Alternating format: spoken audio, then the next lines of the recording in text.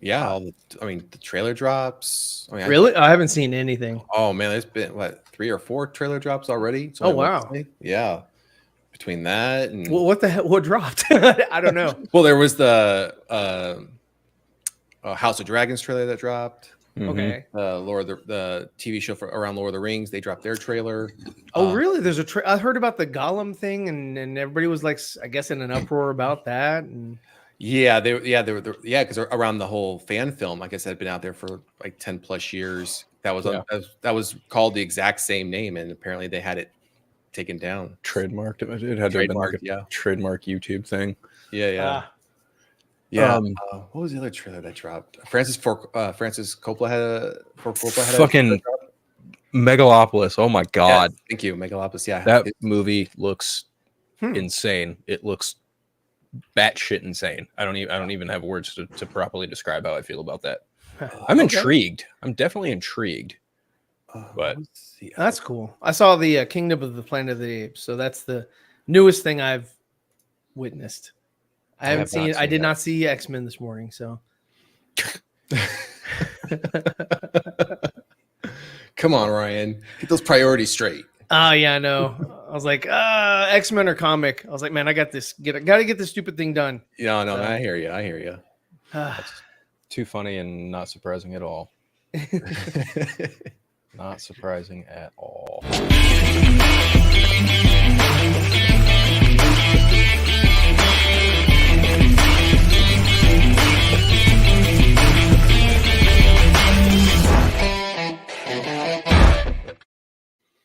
What's up, everybody? And thank you for joining us for another 4Nerds episode number 176. Holy Correct. Shit. Yes. the hits keep on coming. I'd like to thank Phil and Nerd Costa Nostra for being on here and for hosting and doing it last week by themselves. The 2 Nerd Show. Was there anybody else that joined? No, it's just us. Just the duo. Just the dynamic duo. Right. That's right. Awesome. So I see you're in a different setting, Sean. It looks to me that they threw you out of your last location. Yep. The Godfather office is under renovation. Nice. So I'm moving a bunch of stuff around this weekend. So green screen's gone. I mean, it's not gone, but it's not in here anymore. So I figured, so. Oh, you were actually using a green screen. Okay, I thought it was just like you had a nice, like behind you, solid background that this StreamYard kind of, you can still do that, like take it out or whatever. As long as you're evenly lit. Then that's the thing. StreamYard's internal green screen. You got to have really a lot of lighting to get the green hue around you to go away. But with a green screen, it's just simple. Even with the lights I have, I can keep them pretty dim, and it works. So I had bought a green screen. Best thing to do for anybody who's using a green screen or wants to use something like that is put a light behind you. Yep. That way it breaks it up, and you don't have that hue or as much hue on you. Yeah, exactly. Yeah. So we're under renovation right now. Awesome. So, I'm under renovation myself. So your camera angle is different this week. It's a little bit different. Yeah, definitely. So gonna continue that trend. Just kind of purging all the stuff that I had in here. Just there was so much stuff, and I was like, oh man, it was collecting dust. And that's where I'm at. I have a den just outside this because I use one of our spare bedrooms. So we have 3 of them. My wife uses one as an office. This one, and then we have one that just sits there empty, and then there's a den right there. The whole den is just full, whether it's comics, table full. I mean, it's just I gotta figure out, do I keep, do I sell, what do I do? So I'm in that mode now where it's just time to purge stuff. It's spring cleaning. Yeah, exactly. Correct. Correct. Well, speaking of a lot of shit, we got quite the docket of shit to talk about today. But considering Ryan was not here last week, I'm actually very curious to hear his thoughts on the suit reveal that James Gunn dropped for his Superman film. Okay. Yeah, no, great. No, I appreciate that. No, to talk about the reveal of David Cornsweet, there's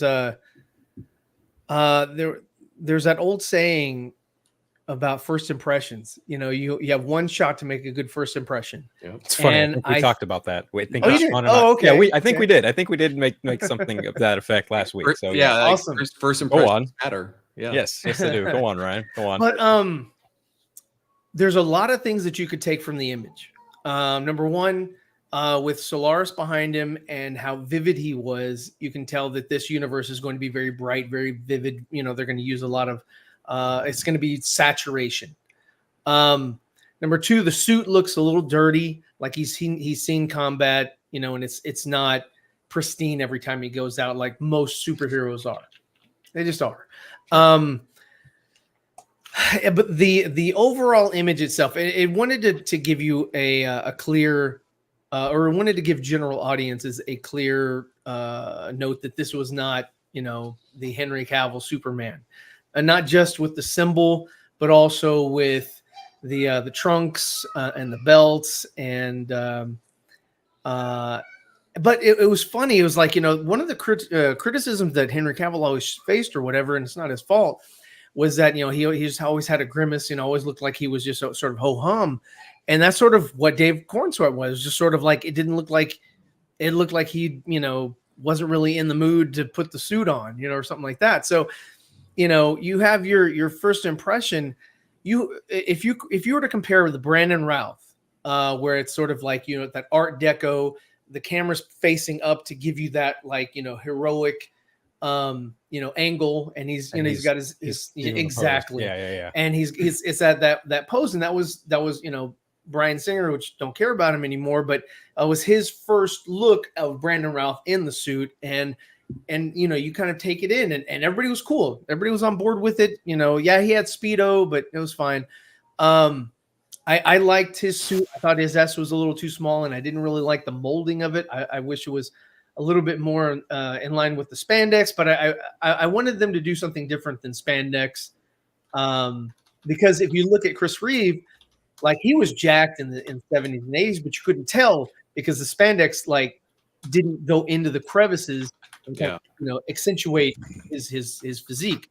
So that was one thing I did like about, you know, the hero costumes for DC. Like, I think that this costume here of David Cornsweet's looks a little Marvel to me.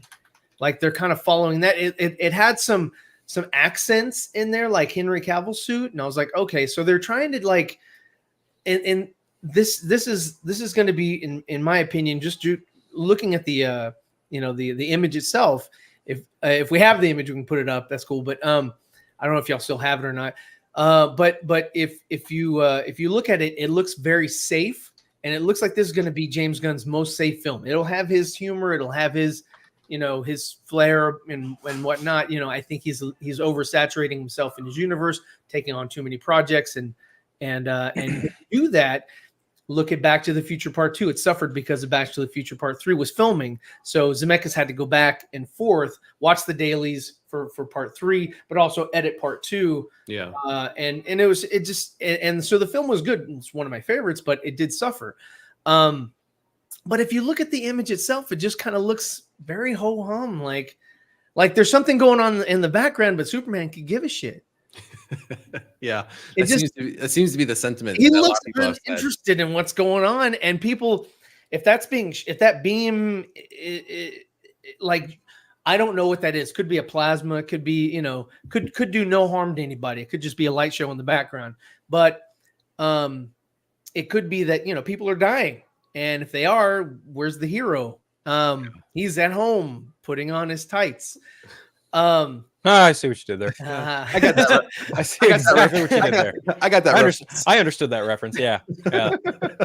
No, you know, to your point, it's funny you mentioned that it looks Marvel, because, in fairness, like, not even in fair, like I think James Gunn mentioned, like, the suit was made by the same costume studio or whatever that handles a lot of Marvel Studios outfits, but also the same costume designer also worked on the Penguin.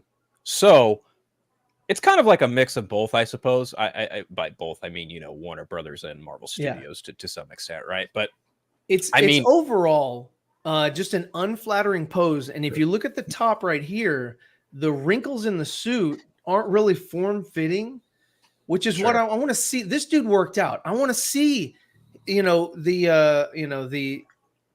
work that he put in, right? Exactly. Same thing like Chris Reeve. I want to see it. I don't want to see this that just looks like a suit. If you look at the sleeves don't look, it doesn't excite me. This image here doesn't excite me. I'm like, okay, I get it.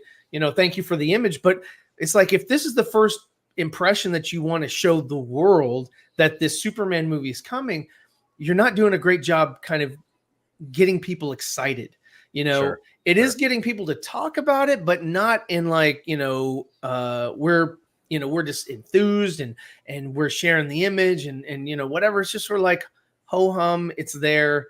On to the next. I think his other image of just the chest with like, what was it, snow or something like that, I thought that was more interesting than this. This just is like, okay, whatever. I would have preferred just a picture of like what the toy is going to look like. That way we can see, okay, there's the suit. But this, I think they needed a better image than this. If you look at the Zack Snyder revealing Henry Cavill's Superman, it's a shot from the movie. I don't think this will be in the movie. I don't think that we're going to see him putting on his boots and all that on a I'd be chair, surprised if that actually made it in the movie. I would be shocked. With Henry Cavill's reveal, when he was standing in front of the vault, and the vault was broken or whatever, he had that the look on his face. It was like, oh, it looks like things are about to go down, and it looked more interesting. A lot of people didn't like that it was very desaturated and it was really dark or whatever. But that's kind of what DC was wanting to go for. They wanted something that was a little bit different than Marvel. Marvel was just for like for kids and young adults, and DC was supposed to be for adults. And I think that's what James Gunn is kind of try to go against the grain and just kind of like, okay, we're going to add a little bit of Marvel flair so that we can capture the kids and get their interest. I'm curious as to like what young people are saying about this, because for me and for the people that I speak with or talk about, my kids are in their early 20s. They also weren't very enthused about this photo. So I think, I showed it to a guy at work who's a little younger than me, and he just kind of went, meh, he was like, meh, right? And then, just the other day we had, the 10-year anniversary of the Ben Affleck Batsuit reveal, and a lot of people were like, oh, sad Batman. It's like, well, Batman's always fucking brooding, so that doesn't make any sense, number one. But number two, more to the point, this Superman looks kind of sad putting on his suit. Sad Superman? Is that the newest meme? And that's the thing. That's the thing. Do you want people to like look at your first impression and take it seriously, or do you want it to be turned into a joke? And that's exactly what happened. The memes with this picture are fucking rampant. Yeah. Just absolutely. I mean, look at the reveal of Gal Gadot as Wonder Woman. That was another one that was like, it was like, I wish we hadn't seen it because I wanted to get surprised in the movie, and that would have been a good surprise to not know she was there. But it was a good reveal. I liked it. And it got people talking about the suit. Again, they were like, oh, that's so desaturated. But that was really the only gripe that I heard. And she's not muscular or whatever, but I was like, that's not really what we're trying to do here or whatever with her version of Wonder Woman. So, yeah, I mean, those are just my initial thoughts. What else did you guys, I know probably retreading on last week, but what else did you guys have to say about the suit reveal? Does it get you excited for like more? You want to see more of what's going on? I think Sean and I are pretty much on the same page as you, more or less. I mean, we're not, we're not holding a pitchfork ready to fucking, tear down James Gunn's house and be like, boo you, Superman, right? Like that's not where we're at. But at the same time, it's like, I'm not half the people I see on threads who are just fucking gargling his balls for making fucking Superman put on red trunks again. Like it's just underwhelming for me personally. I mean, I posed the question to Sean, or rather I posited this. The thing I asked myself after seeing the suit reveal, how big of a Superman fan am I really? Yeah. And I asked that question as somebody who grew up watching the Fleischer cartoons, the Superman, the animated series, right? And, not really having those first four Reeves movies in my purview at all. And then also coming out of, Superman Returns as the first Superman movie I ever saw in theaters. And then finally feeling almost in a way like how Batmania took the world by storm. I guess you could say I was hit with a little bit of Superman mania following Man of Steel. That's really the movie that got me into buying more Superman books and just kind of like, kind of diving a little deeper into the character than I had ever had before. Not that I, did not have any familiarity with him, but it was always there. He's always been my number 2 as far as DC goes, because I'm a huge Batman fan. I've got a fucking giant bookshelf full of majorly Batman related books. But there is, some other stuff in there from DC. Like, I've got Ostrander's entire run of Suicide Squad. I've got the Earth 1 Superman stuff from J. Michael Straczynski. I've also got the Death of Superman. I've got, it was just a great run. Good we stuff. We need to see that on film. I think that, that's one of, it's kind of like that one, I think, went along the same time as the Nightfall and with Azrael and breaking Batman's back and all that sort of like was in the mid to late 90s, which was like, those are pretty pivotal things that I'd love to see on film. I mean, at some point. Again, though, like I just kind of posited the question to Sean, like, and even myself, like, just how big of a Superman fan am I if this one image for this new movie? Honestly, like I told Sean, and I'm going to tell you the same thing, and I think I've even said it here and I've said it other places. I'm more excited to see other DC characters in this movie that aren't Superman. Like, I'm more excited to see Mr. Terrific, played by Eddie Gathegi. I'm very much intrigued for various reasons to see Rachel Brosnahan play Lois Lane. Wendell Pierce as Perry Wright is pretty phenomenal casting. And I think, Isabella Merced is an interesting choice for Hawkgirl, because I think Hawkgirl's long overdue for a live action flick. Not to say, the Thanagarians haven't had their due. I mean, we got one in Black Adam, but, does that... He did a great job. He did good. Like, Aldous Hodge was good. His version, yeah. I would have wanted more. Like, thinking about it now, I kind of wanted more. Like, I wanted to see more. How did he get that mansion? Where did he get the nth metal? Like, how do they really go deep in the whole reincarnation bit? Like I really do just want more of that. And if I get, a glimmer of that with Hawkgirl, then yeah, cool. Am I excited to see Nathan Fillion play Green Lantern? Not so much. I don't really care. Guy Gardner is like my least favorite Green Lantern ever. I think he's everybody's least favorite Lantern. Honestly, the only time he was ever relevant was when Batman knocked the fuck out of him in Justice League International. That was the only time Guy Gardner has ever been relevant, because he got his ass kicked by Batman. He was actually, they used him pretty well in that Green Lantern animated show, where it had the guy, Drew Carey show, voiced him. He also voiced Batman in Brave and the Bold. I forget his name. Bader. Dietrich Bader. Yes. And he was also in The Office. I think so. No, not The Office. What was Office Space? Office Space. Yeah. Well, one of the other points that we I think he can get arrested for that. One of the other points we brought up last week was, if this is what Superman's suit looks like, what are the other suits going to look like? You know what? I would love to see that. Which I think to Phil's point, that would we have these concerns. Yeah. But my concern is, if we have, I'm not going to call them problems, issues, but if the fans aren't responding to this suit as it looks, as we see it, are the fans also going to have a problem and respond negatively to these other suits for these other characters? Right? I think it could. It's a possibility. I think it could be a case of something like not the Suicide Squad, but Suicide Squad, where people, they really loved what Harley Quinn looked like. They liked Deadshot. They liked Captain Boomerang, but when it came, and even like Killer Croc, but when it came to other certain characters like the Joker or Enchantress, they were just like, right? But other characters they kind of latched onto.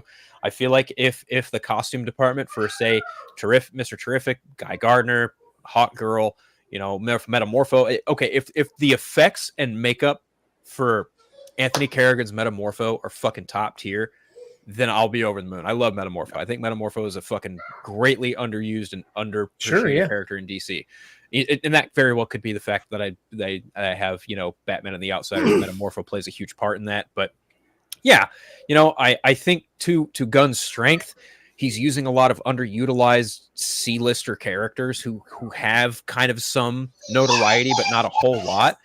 And he's going to take them and, do something with them, because he likes, his weird, freaky characters, and Metamorpho is kind of that to an extent. And I can see why there would be a part for him in this movie. It's just like kind of like using Clayface, Metamorpho. Sure. Yeah. Well, I mean, and the point you made, Ryan, as far as like first impressions, I mean, Phil and I we said both exact same statement, first impressions with this suit. But I mean, obviously you both. I mean, I know you both aren't really on Twitter or really get on Twitter much anymore. I do not. I mean, when this suit dropped, I mean, it divided. It seemed like it just divided the fan base even more. I mean, as far as you had the Camp Gunn versus Camp Snyder, and then you have the people in the middle that are like, I don't want to. I'm trying to like dodge the bullets from both sides here. Yep. It's Well, like, that's kind of how it is for everything, though. But I mean, some of these spats, though, I mean, have just gotten to the point where, like, guys, not you guys, but the ones that are fighting about it, you realize this is a movie, right? This isn't. That doesn't matter. It's just like sports, right? Exactly. You've got people who are like, it's a religion. and all these guys are all athletes. Doesn't matter. They're all athletes, but it's like, this is my team, and screw this other team and whatever. And it's like, what did the other team do? Nothing. It's just they exist. They exist. They right? exist, right? They exist. It's the same thing with. I mean, there's always a Pepsi versus Coke. There's always Dr. Pepper versus Mr. Pibb. Right. There's always this versus that, and everybody's got to choose a side. And and then because everybody loves to argue, everybody likes. It's easy to be negative. It's super easy to be negative. It's easy to trash something. But the thing is that what I try to do when I'm looking at something or whatever, and I want to critique it, is that I'll give you examples of what could make it better. Yeah. And nobody wants to go that far and sort of like validate like why you dislike something and what you would do to improve that thing that you don't like. It's like coming to, it's like whether it's like if you're at work, don't come to me just with a problem. Come to me with a problem and a solution, right? And a lot of people, just because the internet allows you to sort of drop bombs and run, you don't have any accountability. So people just say whatever they want, and they pretty much get away with it because they're running away, laughing and acting fools. And it's just, that's unfortunately something that we have kind of melded into as far as our online society. No, I agree. But yeah, the suit drop. I mean, obviously, a lot of people, like myself, when I first saw the suit drop, I was like, I didn't even believe it was real because I wasn't expecting it. It doesn't. It does. Some people were saying, "Oh, that looks AI" or whatever. Yeah. So I was like, what? I would have preferred to have seen concept art. Yeah. Like what is this supposed to look like versus what it actually does look like? I don't know. And a lot of people that are putting concept art out there looks a lot better than this first impression. Well, with the trunks, like I could give a shit if they have trunks or not. Like there is pros and cons to both. Yeah. Like with the Henry Cavill Superman, it looks fine, but if you kind of glance at it, same thing with Sasha Calle. If you kind of glance at it just looks like blue onesie pajamas with a cape. Yeah. And I do like the chainmail, and I like the concept. I like same thing with Batman. It looks like a onesie, but it looks beat up. I'm fine with it without, and I'm fine with it, when they have it. I thought they were not going to do that. I thought they were going to sort of kind of just give you some red here, in the midsection, and just kind of make it blend into the blue a little bit, as far as like, just kind of like a section of red. And then, it's like, it's not trunks, it's just red in that area. Yeah. And I was like, okay, I would assume they would do something like that. And that would be a little more akin to like Marvel and what they do to sort of incorporate different colors and different areas of the suits. But like the whole trunks versus trunks, I could give a shit. And that doesn't make it better or worse for me looking at the image. Even though he's sitting down, I know they're there, and I see what they look like. And I saw another image of him standing up, and I think that was either concept art or that was maybe might have been a toy or something. I was like, oh, okay, well, there it is. And it didn't really do anything for me, positive or negative. I think a lot of people are like, that don't like it. They're like, well, don't like it, but want to like it. They're like, well, I need to see it in a trailer. I need to see it in action. I need to, before I get excited about this, because everybody's sort of on the fence. There's like, I've been burned before, So, I'd like to see what Supergirl is going to look like comparatively. Is she going to look similar, completely different? Whatever. And again, yeah, I mean, I'd like to see what they do with Hot Girl. Is she going to look like homeboy from what's his name? from Black Adam. Aldous Hodge. Yes. Is she going to look like him, or is she going to have? Is it going to be gonna look completely different? new? Yeah. Yeah. I'm betting it's gonna be Is she completely different. Thanagarian? You know, who Well, knows? you mentioned Supergirl, so I Mhm. think that's a pretty solid segue into what one Oh, of our okay. topics is. But before we do that, let's just check in with the chat since we've been kind of dismissing them for like. the Oh last no, hey guys, thank you half hour. for leaving comments, man. It was just, you know, when I'm talking, and Superman, unlike, you know, Phil, Batman is number 2 for me. Superman is number 1. I am a huge Superman fan. I've always been a huge Superman fan. You know, I do like Batman second, and of course, Spider-Man would be a third. But number 1 for me is Superman, and as a staunch Superman fan, I am not impressed yet. That's fair. Okay, we've That's got fair. That's fair. RJ in the chat. What's saying up? What's hello. up, RJ? Got Abel. How you Abel, doing? what's going on? Ready for another stream of James Gunn hate and DC toxicity? Toxicity, what? Yeah, you know that's a lie, RJ. I can tell you're kidding. We've got Droga in the chat. How you doing? Got Venom Hernandez. How's it hanging? RJ says Dawson and Andre are still running away from the show, so they don't have to talk about the Superman suit. I potted in the chat that Dawson did in fact share his thoughts on the vodka stream last Friday, which I was a part of. That was a lot of fun. But yeah, I have not heard what Andre has to say about the suit yet. I'm sure he'll indulge us whenever he gets back on the show. What did Dawson and Dave had to say about it? I'll get to them after we get through the chat. Daryl Taylor, hey Phil, that ending the X-Men. Yes, X-Men 97 ended on a very high note. We will get to that later as well. What's up, Movie Raider? What up? How you doing? What up? Interested in what Ryan's thoughts are about the suit. We just Hey, heard them. Thank you. That guy looks familiar. What if who's that? Oh, that guy. Oh, that's Keanu Reeves. Who is that guy? Yeah. Right? Who's this guy? Why wasn't Superman smiling? It's the lighting. It's the lighting that really throws That's us off. Homelander, not my Superman. Oh, That's brilliant. I can't wait for the boys. Can't wait for the next season. Yep. Less than a month. Like 3 weeks. We got Andre, and then just Andre is running away, correct? I think they wanted to get away from the padding tight fits that both Cavill and Rock had with their suits. Oh, the thing is, how padded was the Rock suit? Because I could barely tell. That dude got really fucking ripped for the role of Black Adam. You could barely tell that suit was like, it looked skin tight on him personally. I don't know. There probably was just a little bit of padding, but not much. Yeah. His suit was probably the least padded of all of the suits for the DCEU. If I were a betting man. That and Shazam. Shazam's was probably the most padded. Let's be real. Yeah, no, that's why I said that. On a serious note, James really did David dirty. Why he captured that bad angle of his face. Honestly, it makes the spit curl look bad.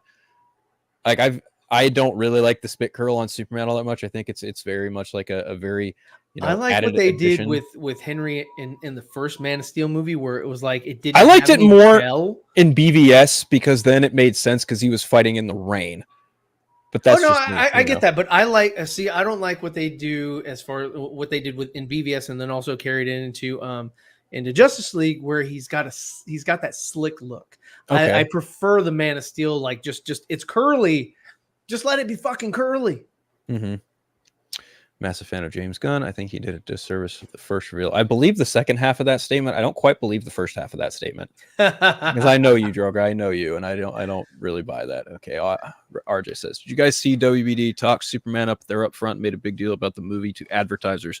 They rarely talk about movies at these up fronts. It's always focused on the TV. Well, is that really a surprise? They're banking on this movie to make the money they've wanted for so long. Yeah, didn't David Zaslav, say something last year or a year or two or whatever? Like, it's been 13 years since the last Superman movie. And that was like, what? Well, yeah. I don't think it's so much just making the money. It's so much trying to bring fans back to the table that necessarily may not be interested in this, right? So they're trying to bring, which will obviously bring the money, but they want the fans to get excited for it, which thus far it's not happening. The image has to go through. It wasn't just that. James Gunn was like, "All right, here I took a snapshot. Let's put that on the online." No, even though that's exactly what it felt like. But that's what it felt like. That's exactly what it felt like. But it goes through, a vetting process before they actually approve and put it on. And everyone said, "No, this is the one. Let's go." Yeah, he got on his movie. He got on his Google machine and uploaded it. Yeah. RJ, I do believe you are a good decade younger than me. So yes, technically you would count as a young person. Mm-hmm. See, I thought it was okay. Didn't love it, didn't hate it. Right. I remember you mentioning that on the Patreon stream last Saturday.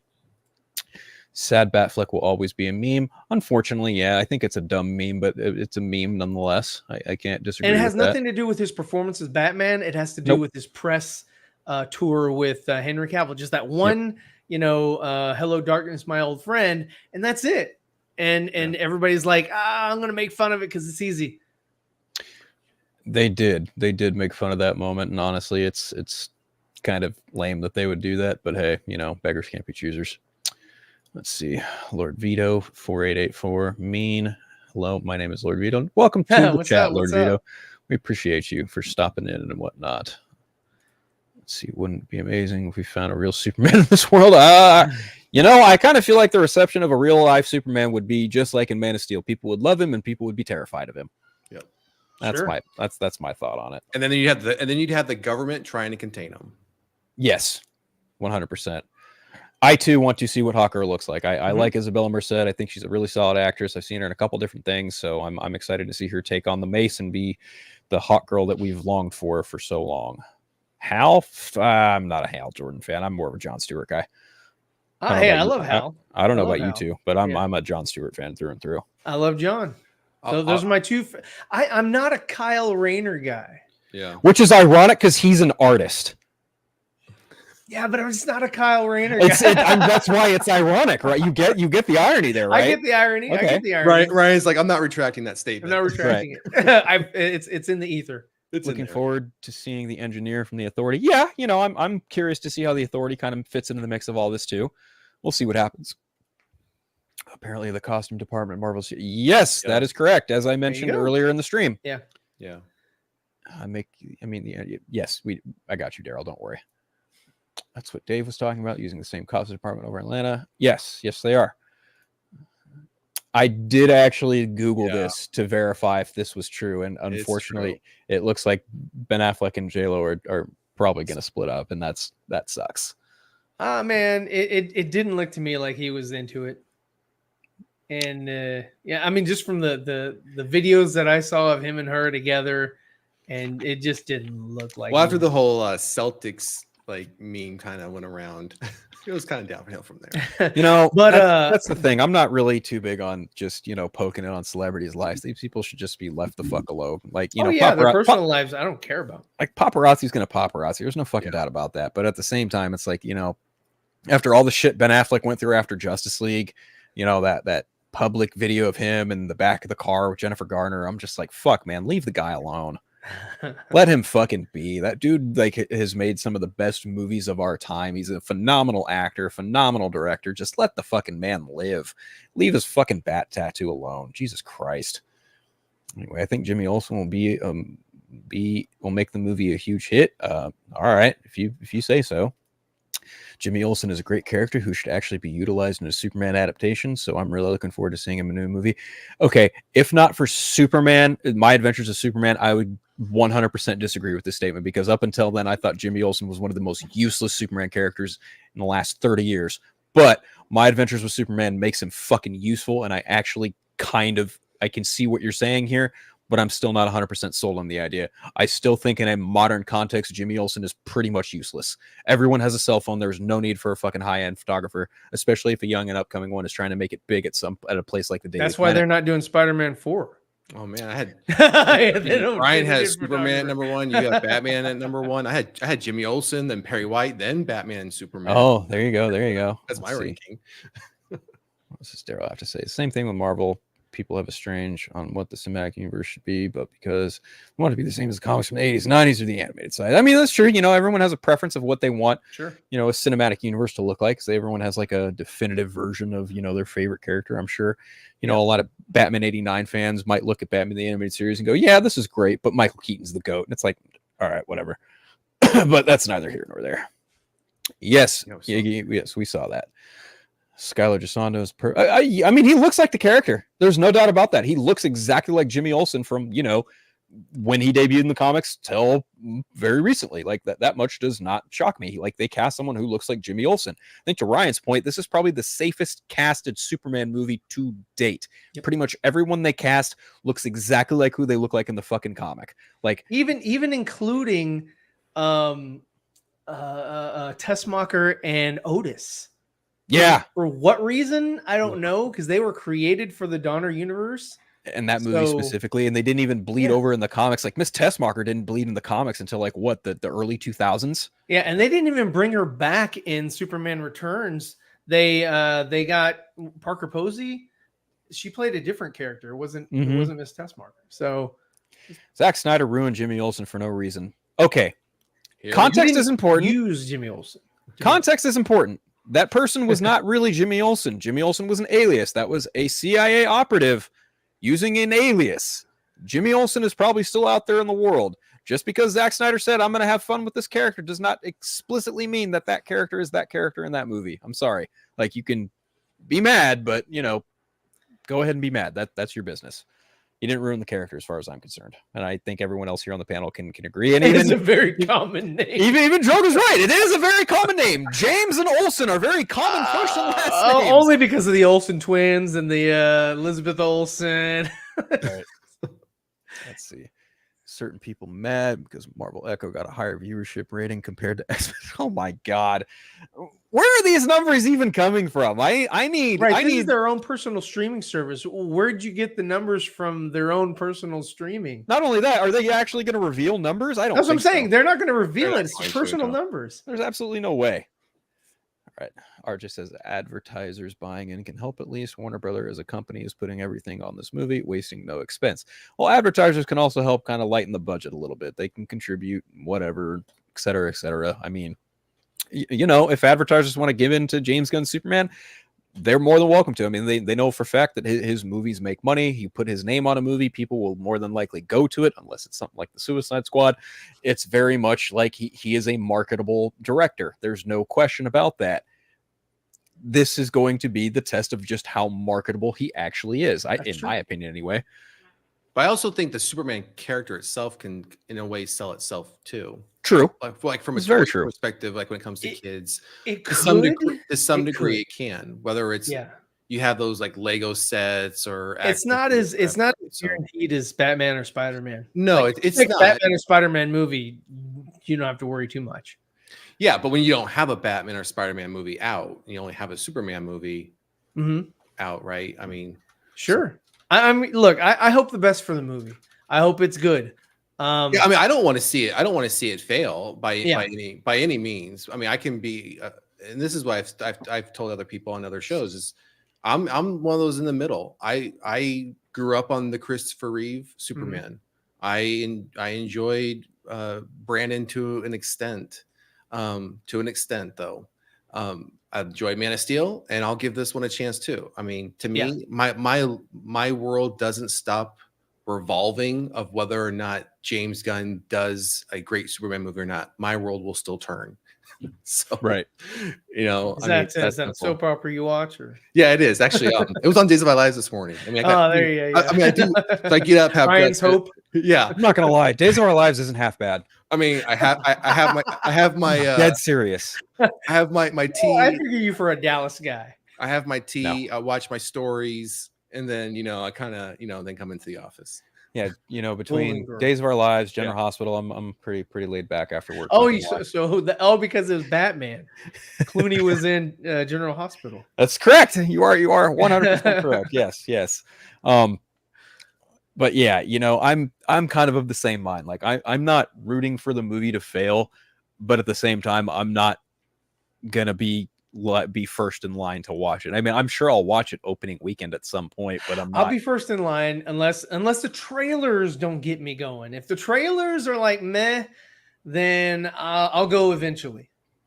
Right, and and that's just it. I think to Sean's point too, like as weathered DC fans, we've seen what promises are worth from this company. Like I'm not going to put stock in this universe until I see this movie succeed, because if this movie does not succeed, then you can pretty much guarantee there will be alterations, if not complete overhauls to that slate. I guarantee it. But that said, you don't want to see. You don't want to see the backpedaling.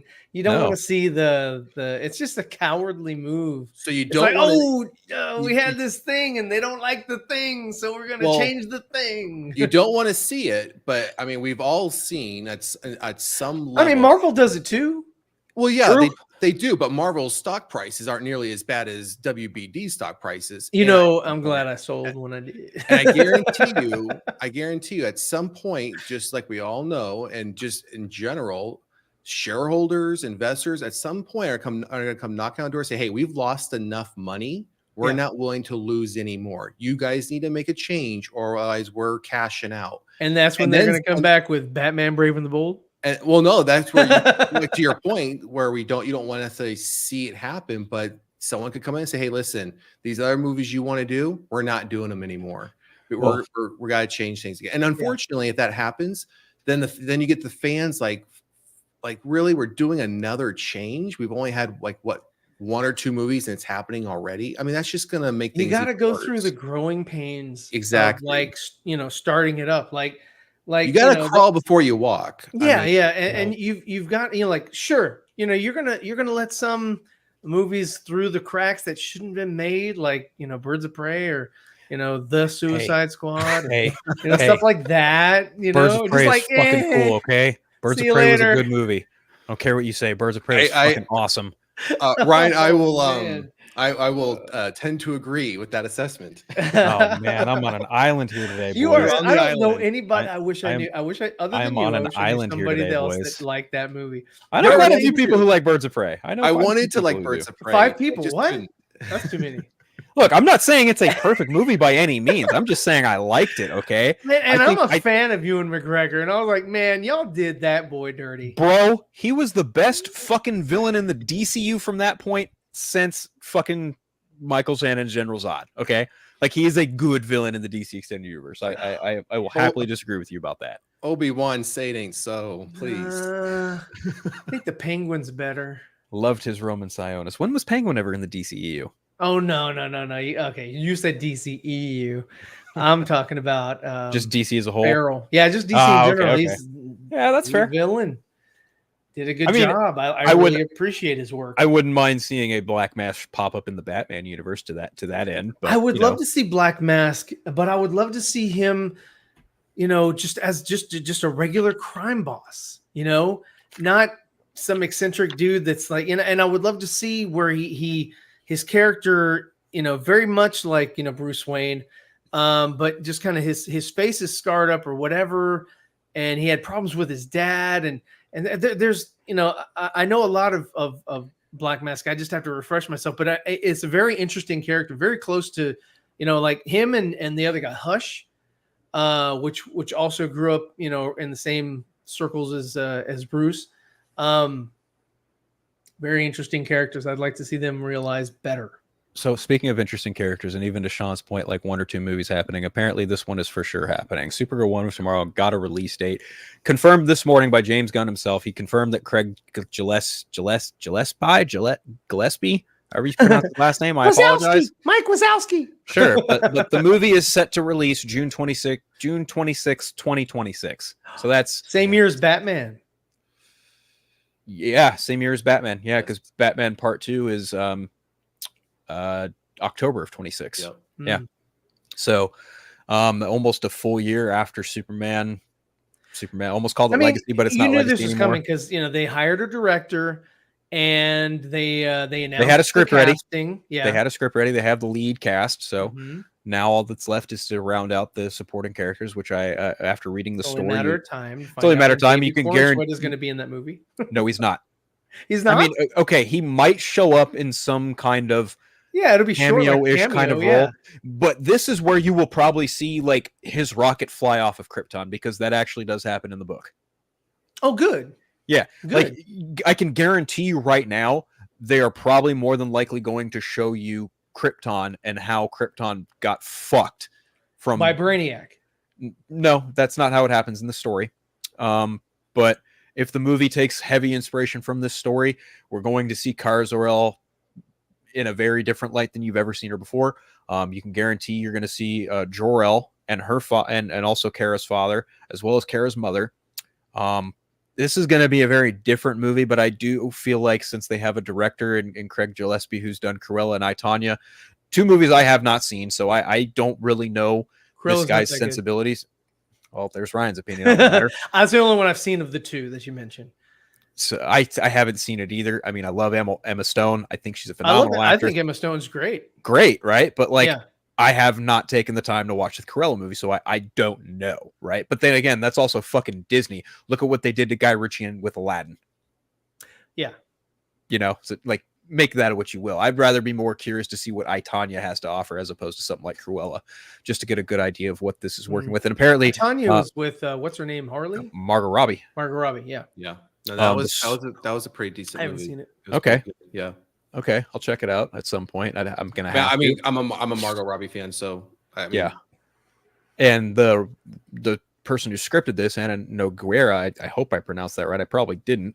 You know, she had a script probably ready to go, if not, you know, right either before or after the writer's strike happened. So that I'm just doesn't. glad it's not Christina Hodson. I'm sure you are.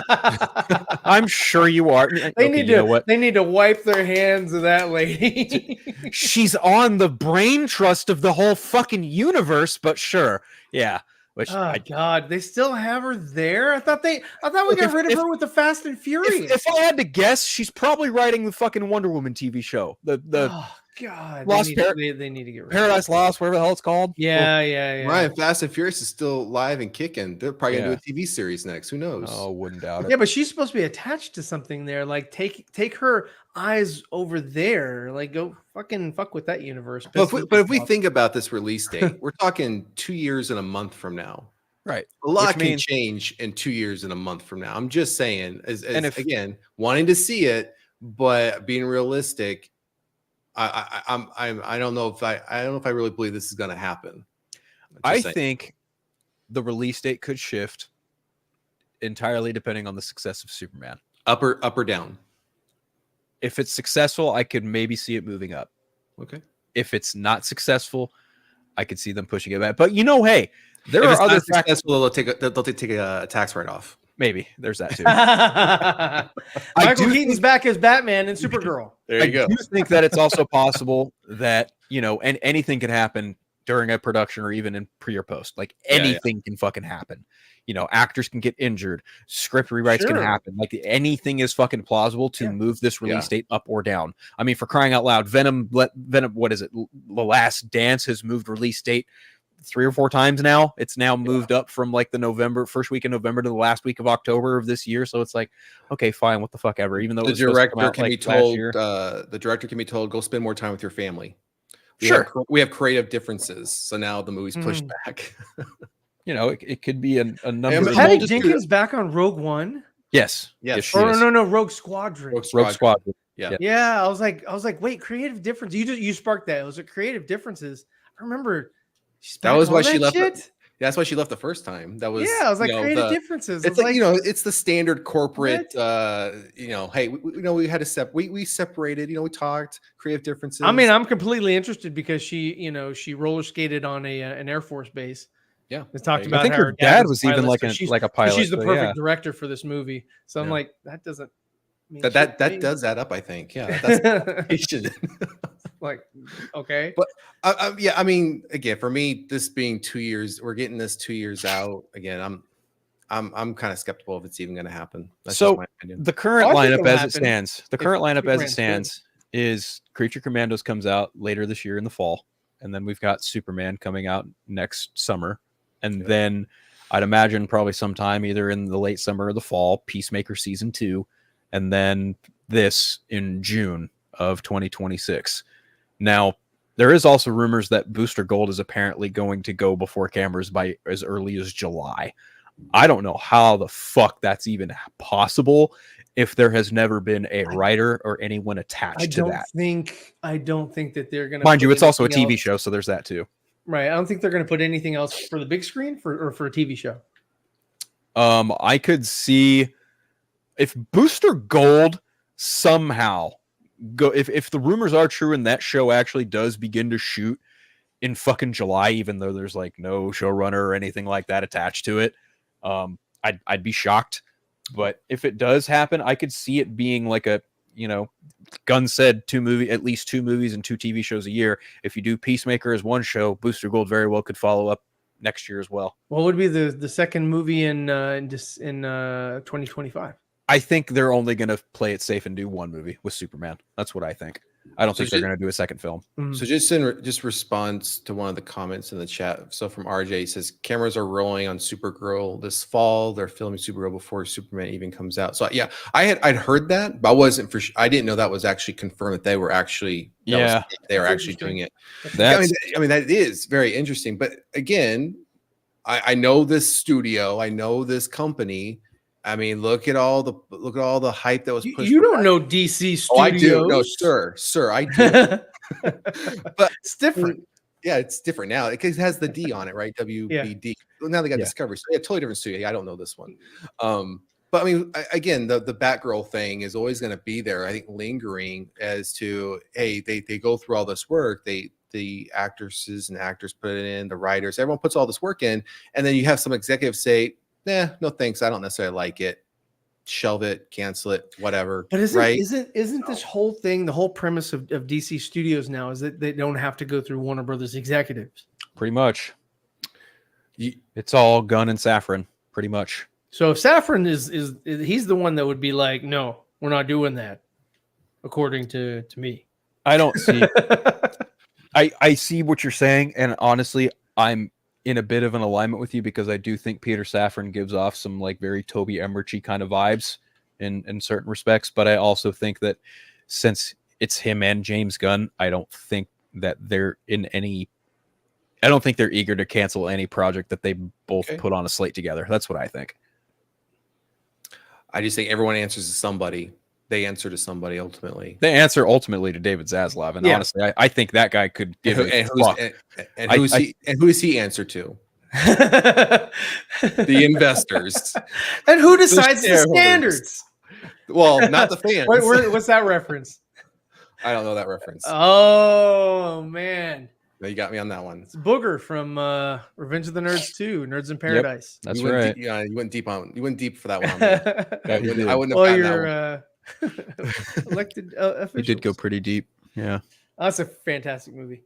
It's a great movie. I love Revenge of the Nerds 1 and 2. But I mean, obviously, time will tell. We'll see. I mean, obviously, as RJ mentioned, I mean, like I said, I heard that they were going to start filming, but I didn't know that was actually confirmed. But yeah, I mean, if they're going to start filming, then I could see them starting filming at least by the end of the fall, if not into the winter, and going into next year, and then taking at least a year or so to polish. I think if they're going to put something like that, if they're going to fast track something like that, on film before the release of Superman, then I think the only thing that they would be sort of waiting on is not, this image here, but maybe a teaser trailer or maybe the reception at Comic-Con. If they release something at Comic-Con for people during, July. You talk about Comic-Con this year? Mm-hmm. I don't think we're going to see. I don't think they're going to Comic-Con this year. You don't think that they're going to do a teaser trailer? Nope.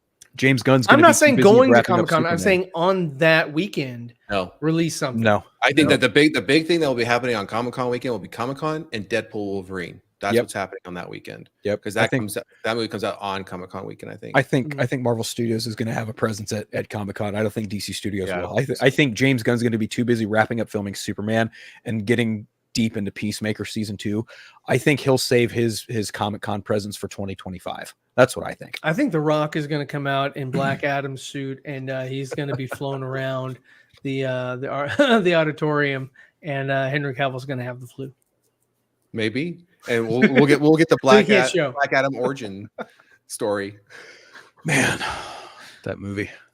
Oh boy! Was it horrible? Was it horrible? No, it wasn't. It could have been a lot better. Yeah, it could have been a lot better. No, it definitely could have. I prefer to watch it over the two Shazam movies. That's for sure. Oh man, I prefer to watch my grass grow before. Damn. The Shazam movie. Damn. I have watched both of them once, and I have never revisited them again. Well, I mean, aside from Andre's favorite character, the kid on the skateboard, I thought all the other characters and supporting characters were actually kind of decent. Even the only one that sucked was Sabak. Yes. Okay, I was gonna say you better Oh, that one was so underwhelming. That was which leads me into Kingdom of the Planet of the Apes. Such a definition of one-note villain, Sabak. So have y'all seen that movie? I have not. I haven't, but like I was telling Phil earlier, I've heard enough about it already. So do you like the other three? I do like the other three. Okay. So this one is actually a pretty entertaining movie. I liked it. The only problem that I had with it was the villain. The Proximus Caesar. Proximus, the Monkey King guy. He really didn't have a clear plan, and wasn't really a fantastic villain. You know who He was just played there. the character, right? You know who played the character? No. Kevin Durant. Oh, really? Yeah, Kevin Okay. Durant was Proximus Caesar. Yeah. Okay. Yeah, he was just kind of there, and the lady from The Witcher, I was like, wow, what a bitch. Like, Wow, dude. Ryan doesn't like a female character. Fucking shock, What a surprise, douche. surprise. Oh, the way she was just like, I don't know, man.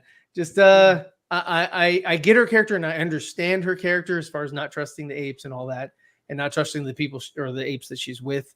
Sure. But damn, even at the end, dude, I was like, really?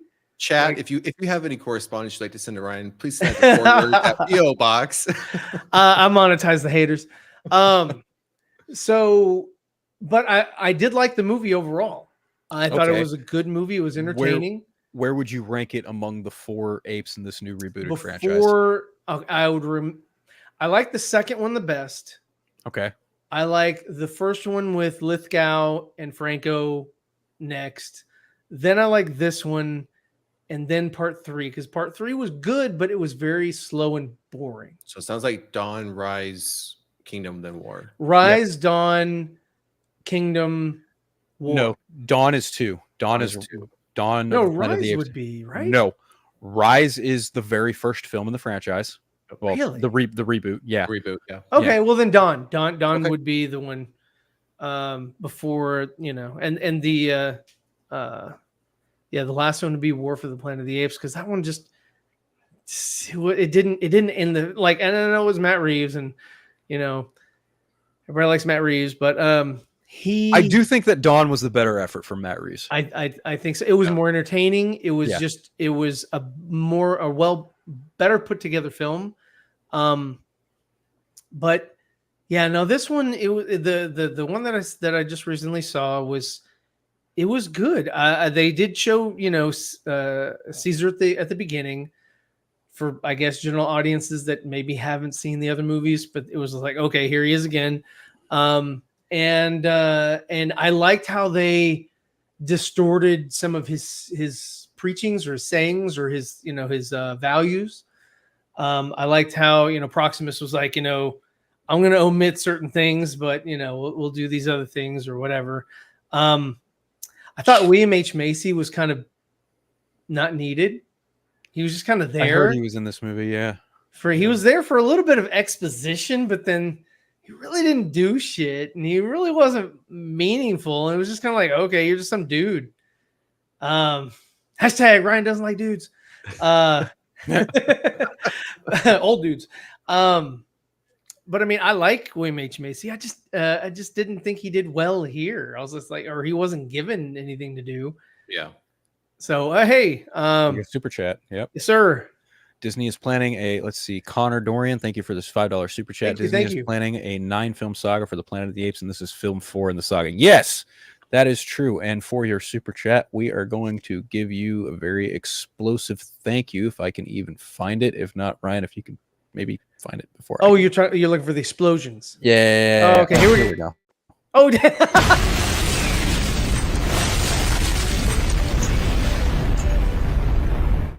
thank you, sir. Same time. And yeah. Same time. You're the same time. Same bat channel.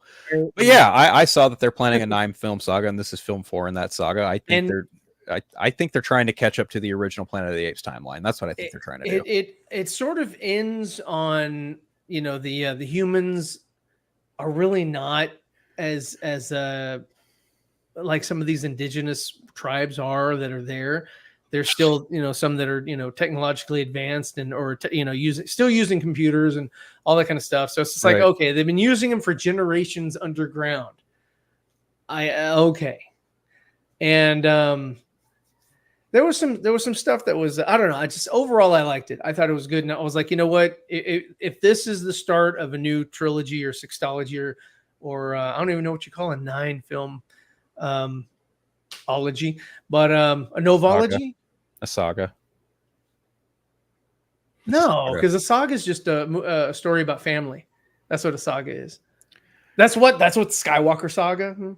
It's a movie about family. Anyway, I think it's a novology because that's 9 nov. But yeah, no, I thought it was great. I thought it was a good film. I would recommend watching it. It's not the best, and it doesn't end the best, but it does show you kind of where they're going or where their head is.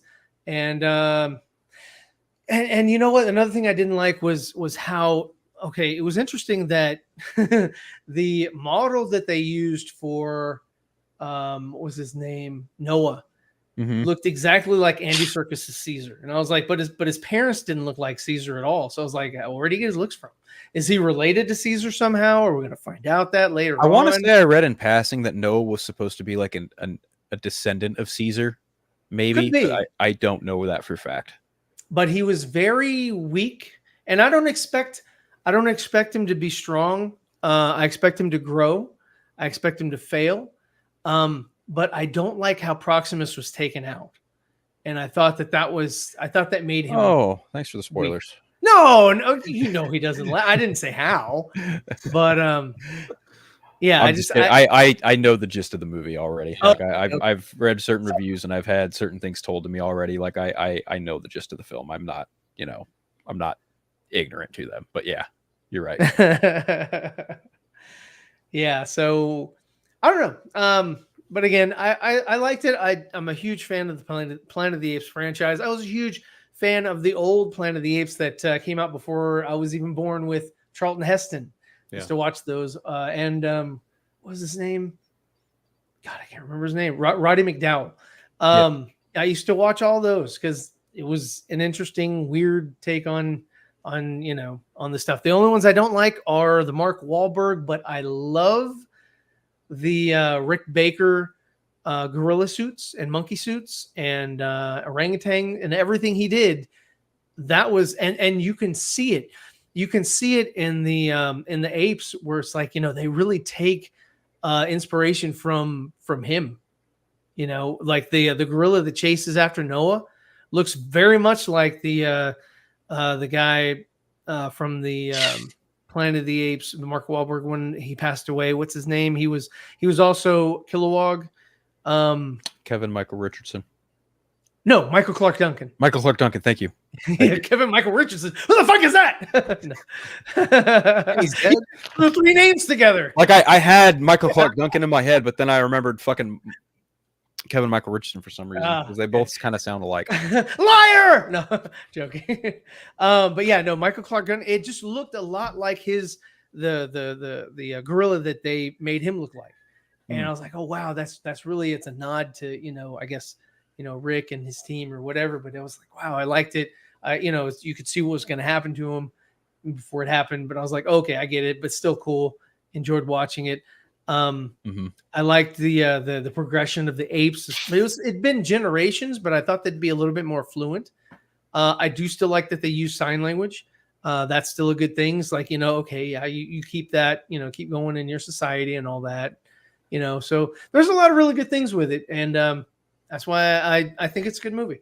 I heard it is visually appeasing in almost every single way. Like there's not one bad frame in the what film. They did with the city and how they showed like it being overgrown by the foliage.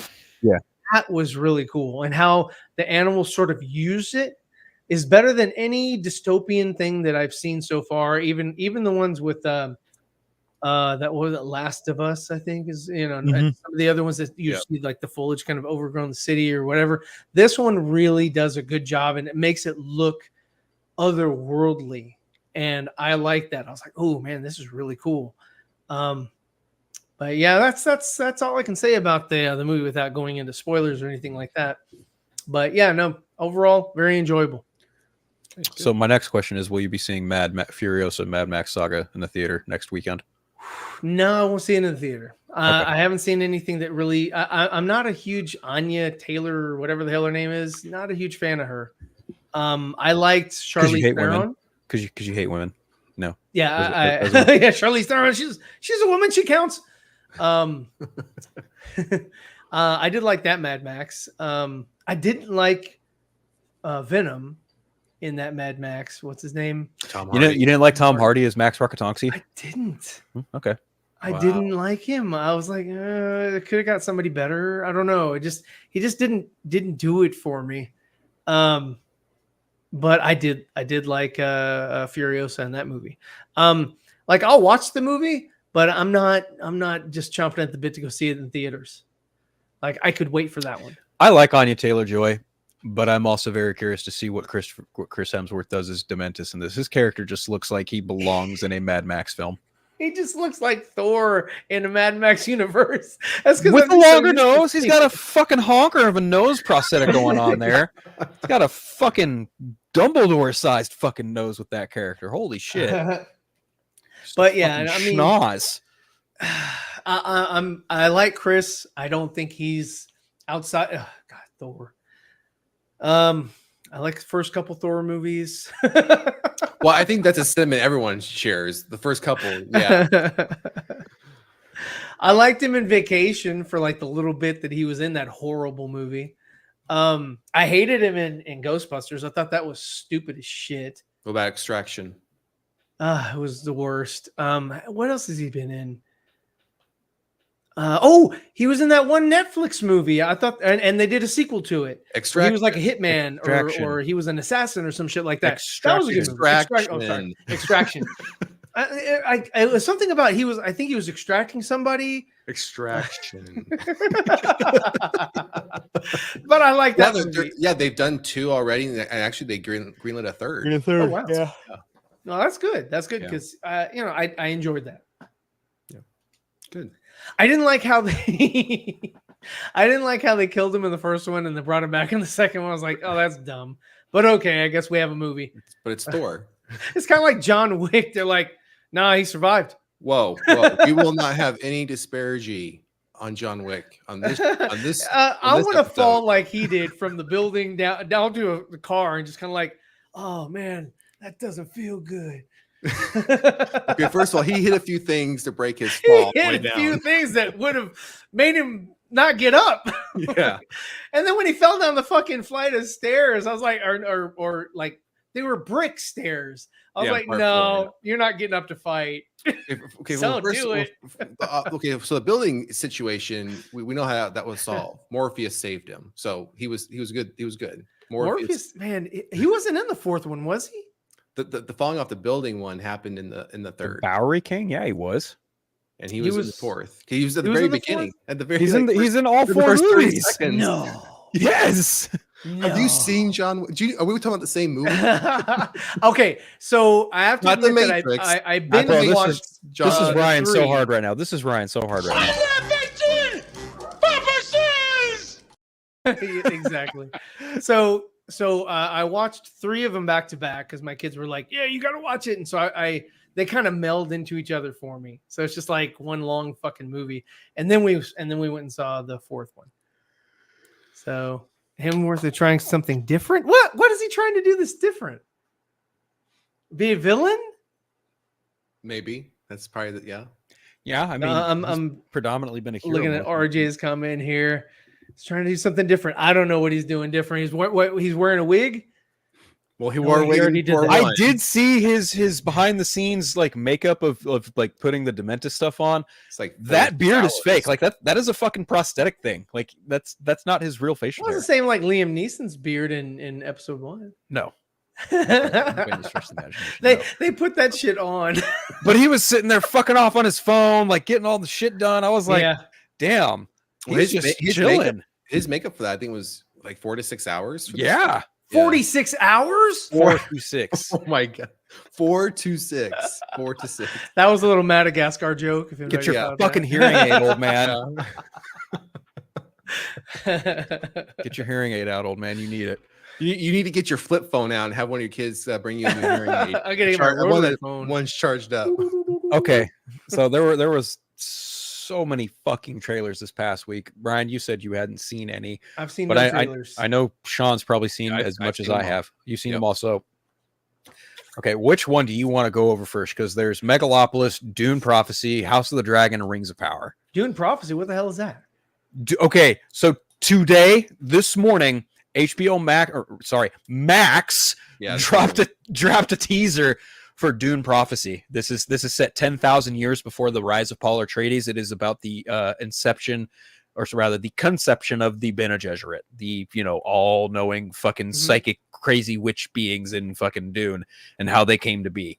So Mark Strong's in it. It looks like he's playing. I don't know if he's playing an Atreides or Harkonnen, but he's in it, and it looks exactly like the fucking Denis Villeneuve movies, and it looks fucking badass. And this is a series or TV series, yeah. Limited. I don't know if it's a limited series, if they plan on doing any more seasons, but I can tell you right now, this series as it stands looks like it slots in fucking perfectly with Denis Villeneuve's movies. Yep. Yeah. So you definitely. If you enjoyed, I don't know, Ryan, did you see the movies, the two recent ones? I have to see Dune 2. I liked Dune 1. I haven't seen it. I heard great things about it. I just haven't had the time to sit down and watch it. If you've at least seen the first one, then when you see this trailer, yeah, the first one was great. It will definitely interest you. And then I saw Wonka, and I was like, I don't know about that. And then you questioned, and then you questioned your life choices. I was like, oh man, no, I don't like this lead. See, you made the fucking choice. You made the choice to see Wonka and not Dune Part 2. Andre told me that Wonka was a good movie, so I was like, okay. Why are you listening to Andre? Especially about something like that. Come on, you should know better. True. He was probably at Mickey D's and talking to one of his kids and said, Wonka's great. Like, oh, my kids love the new songs. This is the same guy who likes Thor Ragnarok. Come on, dude. I will watch Ragnarok over 3 and 4. Let's just not watch either of them. How about that? Over the fucking goat shit. Let's just not watch either of those films made by Taika Waititi. Let's just not. True. I think Taika should hang it up. Just if you're going to be an actor, be an actor. Yes, go back to acting. Stop directing, and for the love of God, do not make a Star Wars movie, please. Just please don't. Yeah, no. The Dune trailer, though, I think that one, I think kind of surprised a lot of people. I don't think anyone was expecting that trailer to drop. No, I don't think so either. Yeah, no. I wasn't expecting it. Well, I wasn't expecting any of the trailers to drop, but as far as the other ones, I think the House of Dragons one that dropped. See, I don't watch great game. I watched the first season of Game of Thrones. Never was into it after that, and didn't watch the other. We got another super chat here from Connor. House of Dragons. Wicked. Have you seen the trailer for Wicked? That is the new spin on Wizard of Oz. Yes. I have not seen the trailer, but I've seen like snippets of it. I haven't seen it in full yet. Wicked is that's a play or like it's also a play show, right? Yes. Yeah. Yes. Okay. And so this is an adaptation of that or something completely different. I think it's an adaptation of the play. I think. I don't know for fact though. So I saw the trailer. I won't spoil it for you guys. Well, let's drop I won't spoil it for Phil. Let's drop this. Oh no, I'm not okay. There are certain things that I'm adverse to spoilers about. Then there are certain things where I'm like, yeah, go ahead. And this is one of those things. Yeah, go ahead. No, I mean,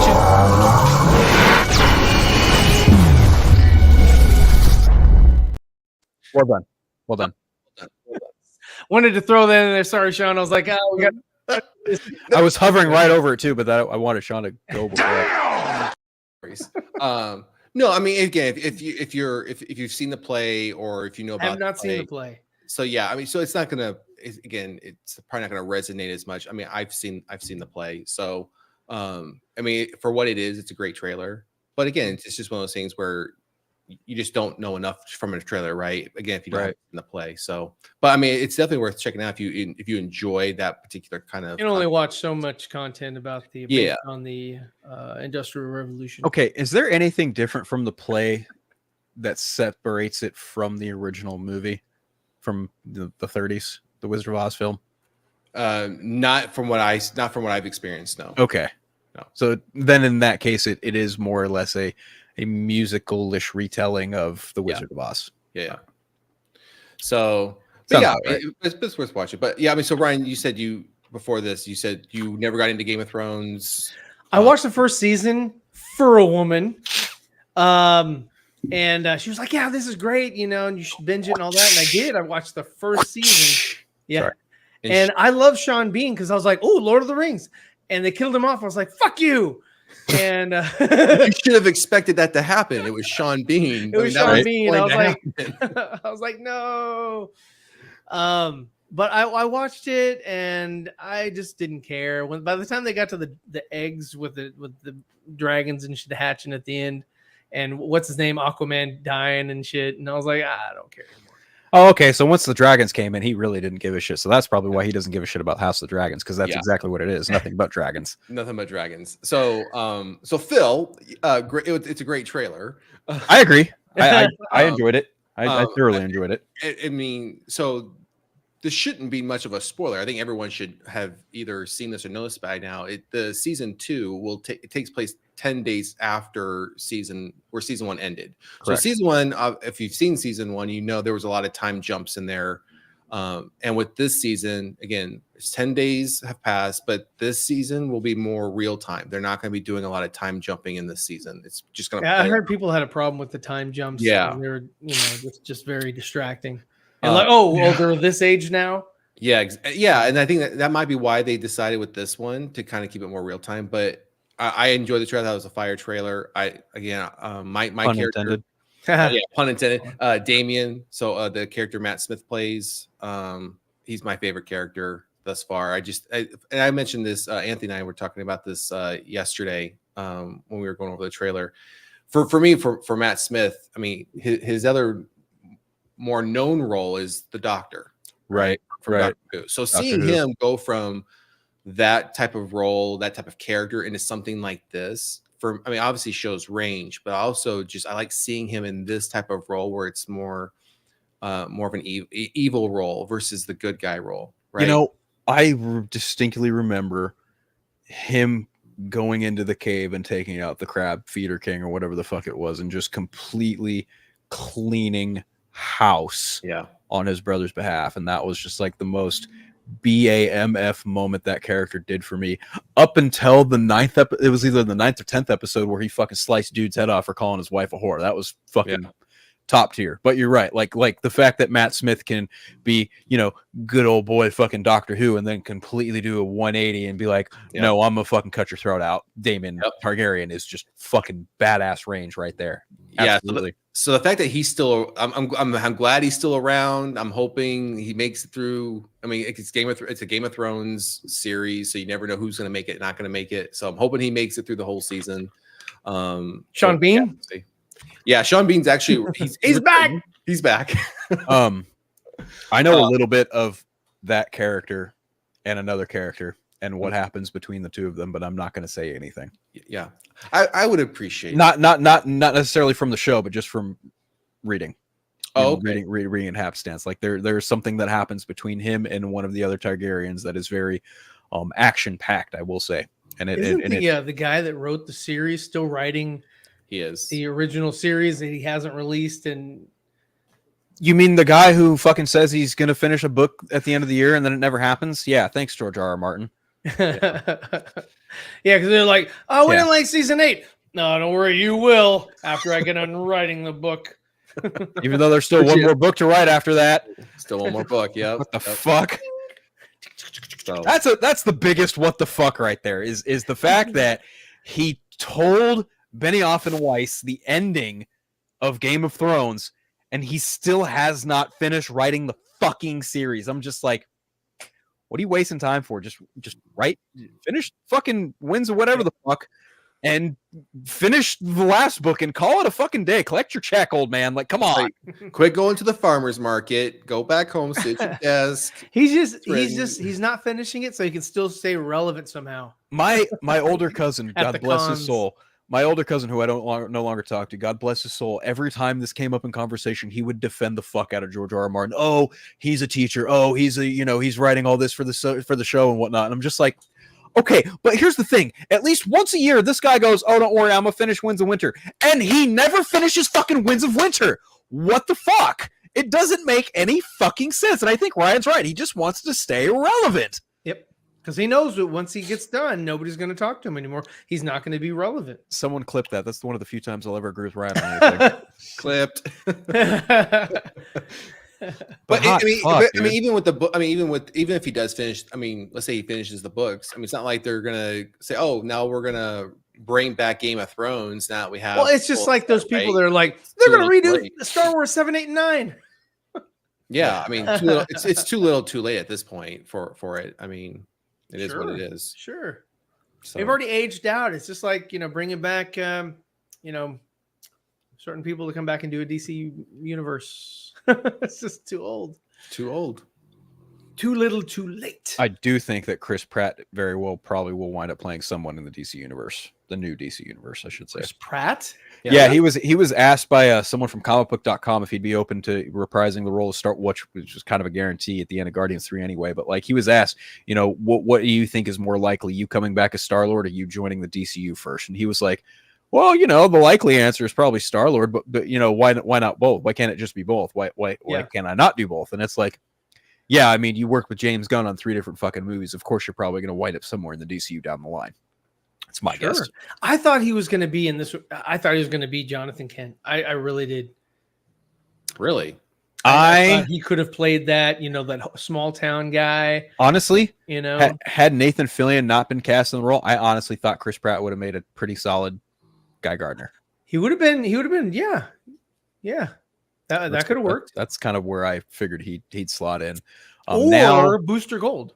I was just going to say that's the rumor, is like he's open to being Booster Gold, or might be Booster Gold, something to that effect. It's like, yeah, he's got the goofy quirkiness that Booster Gold kind of relies on. I could see it, but then at that point, it's like, well, who the fuck do you cast as Blue Beetle?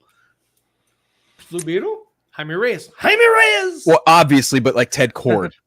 Oh, Ted Kord. Yeah, because Ted Kord and Booster Gold are like fucking best friends, and they traverse the multiverse. Nathan can play any role. Just put him in front of the He played camera. that thumb guy in Guardians 3, right? Yeah. The weird Said, any role. I don't. Any role. Any role. He's as like for Sam Raimi. What was that guy's name? He's Bruce on every Campbell. Spider-Man. Yeah, Bruce Campbell, Evil Dead. He's in every movie. Honestly, I feel like that's more Sean Gunn than That's just because it's his brother, though. Right. That's like Sylvester Stallone. Actually, you know who's a much better choice? Brother. You know who James Gunn's Bruce Campbell is? Michael Rooker. Yeah, true. But I don't think Sylvester Stallone's ever hired Frank in any of his movies to play any.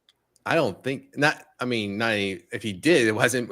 That's like he was in Rocky or like his corner, like his corner man, or was like he was in Rambo, like one of the POWs. You never know. I've seen Rambo enough. I've seen First Blood Part 2 a number of times to know Frank Stallone's not in that movie. He could be in the bushes. He very well could. Hey, Frank, keep it down over there, Frank. I'm with Sean though. I'm Team Black all the way. I am Team Rhaenyra should be on the fucking Iron Throne. I don't give a flying fuck about her brother Aegon. I think Aegon's a little piece of shit, and his brother Aemon's an even bigger piece of shit. Yeah, fuck Aemond.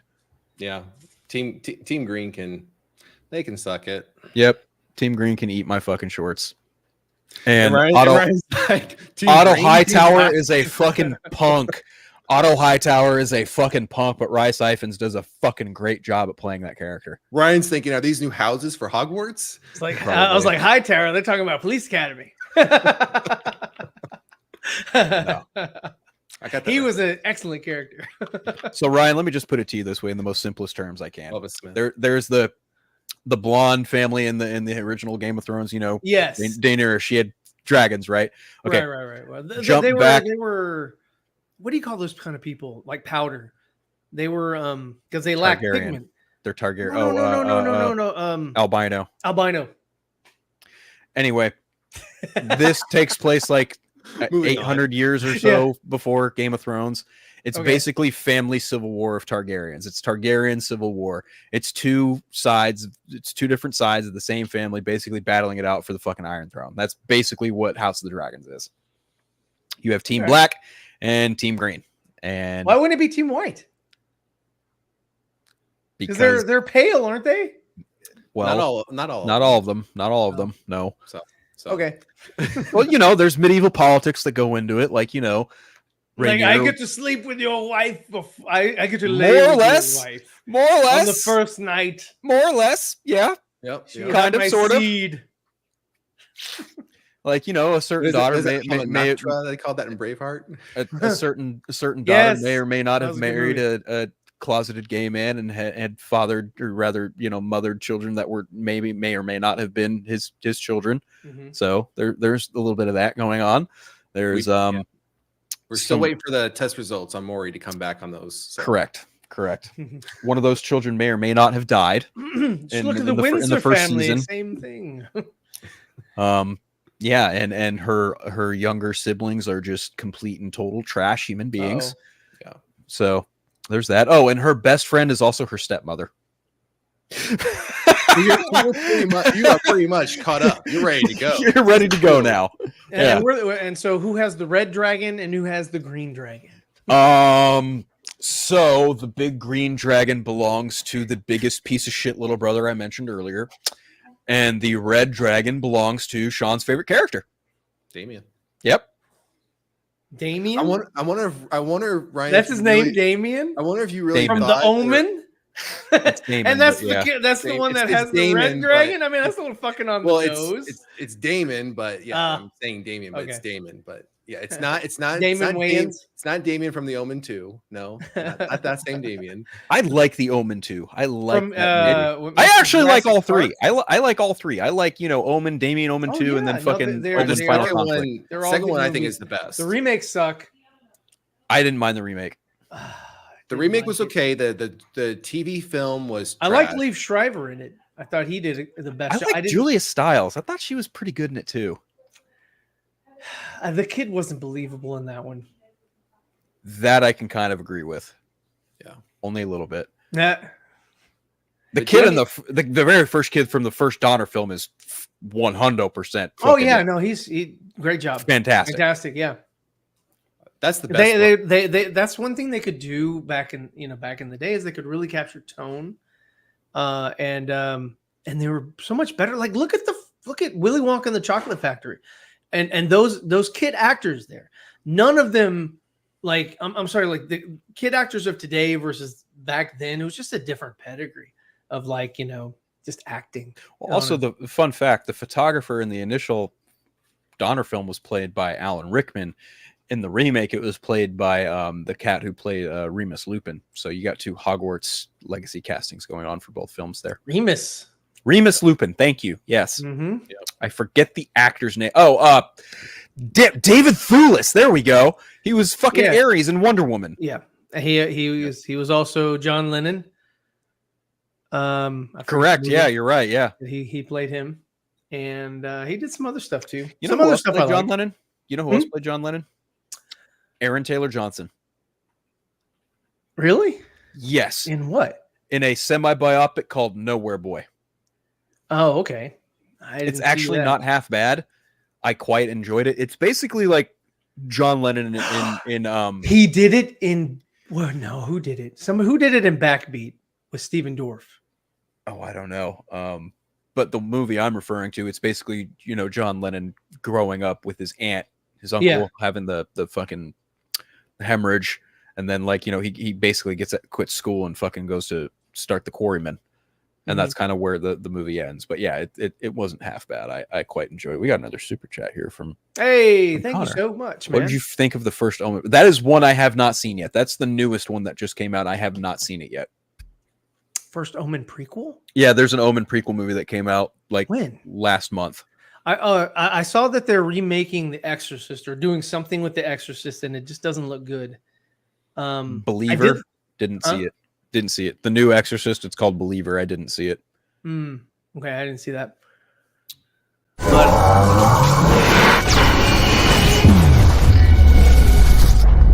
I wanted to whip it out. I sure do. So The Exorcist Believer, I mean, for what it wasn't bad. I mean, it fit into the story. They brought back one of that was David Gordon Green, wasn't it? Who did the new Halloween trilogy? Yeah. So and the actress that played the mother in the original Exorcist, she was in this movie, the Believer one, for a minute, and then at the very end, Regan comes in like the last 10 seconds. Really? Yeah. Linda Blair. Yeah. For really? Wow. The last 10 seconds of the film, because the story. So the mother, the two of them after The Exorcist 2. Because if you remember in the Exorcist 2, Linda Blair was kind of going through those tests. The sleep, I think. tests, yeah. And so and then her mom obviously wrote a book about what happened from the first Exorcist. So then they had a falling out, and then the mother had no idea where Regan had been for all this time. Mhm. And then the only reason they sought the mother out in this new one, The Exorcist Believers, because obviously she had experienced the original film. Right. So that's how she gets brought in to kind of, give her experiences. This is what needs to happen. This is what we need to do. She, not to try to give spoilers, but something ends up happening to her, which then obviously then brings Regan kind of again back into the picture again, just like the last 10 seconds of the movie. So, I mean, again, if you like the genre and you like the franchise, I would definitely recommend watching it. I'm a fan of the franchise. Didn't Blumhouse produce those? I think so. I'd have to check. I know whichever studio backed it bought the rights for it for like $400 million. Yeah. I mean, even The Exorcist Part 3, I don't think was all that bad.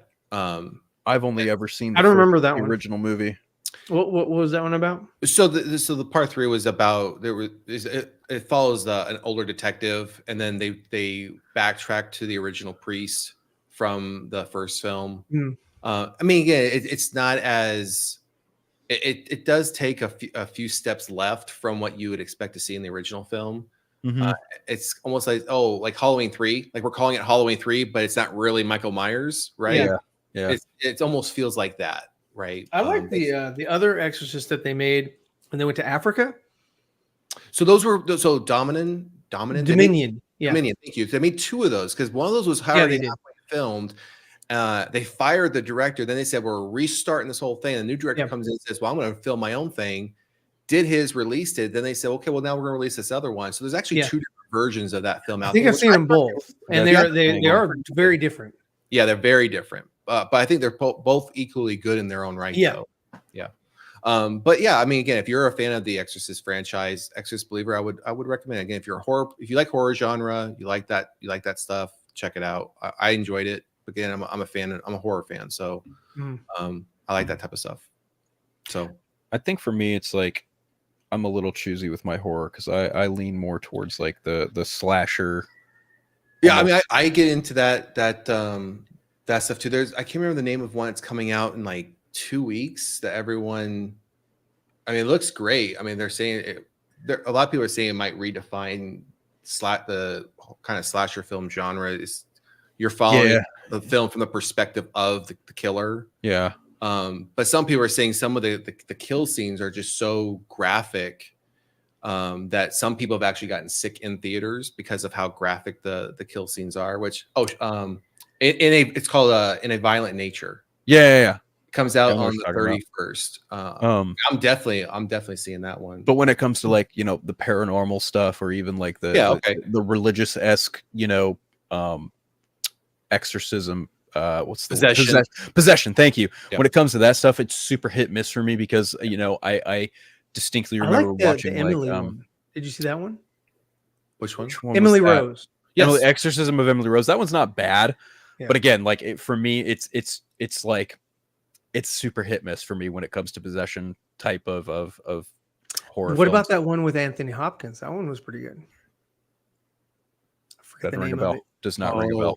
It was I know what you're talking about. The other character in the last couple years. The other main character, he's the son of a mortician. Yeah. I know. Oh God, what's the name of that? What is the name of that movie? It was pretty good. No, that is a good movie. Fuck. I'm gonna have to look it up now. Yeah, doesn't ring a bell. I've seen it plenty of times. I do remember watching Rosemary's Baby. That's not quite, but that's a whole different ball game where it's more like culty and like fucking just weirdo behavior. That's even like more thriller than it is horror. The Right. Sure, it's more like a mystery. Yeah. It's called The Right. The Right. Yeah, you're right. You're right about The Right. I'm right about that. You were right about the right. Yes. That is a pretty good movie. Yeah, I like that movie. Anthony Hopkins plays, I guess, like a retired priest. Yes. And this other kid, the main he's character, coming to learn. Correct. He moves to Rome to become he didn't necessarily want to become a priest, but he is. But he's very skeptical of exorcisms, possession. But then he meets up with Anthony Hopkins' character, and there actually is a girl that's brought to them that is possessed, and then they go through that whole story, right? Where then he starts to see, no, this shit's actually real. It's a pretty dark movie as far as like the setting, right? I mean, everything happens whether it's at night or dusk, so they keep it pretty. The tone is kept pretty there. Hey, thank you so much, man. Movie Raider, thank you for the $5 super chat. Netflix is developing a Scooby-Doo drama series. Do you think this could potentially be a hit like Wednesday and Stranger Things? To directly answer your question, yes, especially after watching the first couple episodes of Dead Boy Detectives developed by Greg Berlanti, who is developing this. I think all you have to do to be successful as far as a Scooby-Doo drama series is just don't do what Velma did. I didn't watch Velma. You know what? I understand completely what Mindy Kaling was trying to do with that, but the fact of the matter is when you do not include the main character who made that brand so popular, it is almost instantaneously a turn off to the entire thing you're trying to tell. I understand wanting to try and like do a twist on these characters. I understand wanting to try and approach it from a, mature, more modern perspective. I understand wanting to have each character be a little nichey in terms of where they came from, his upbringing goes.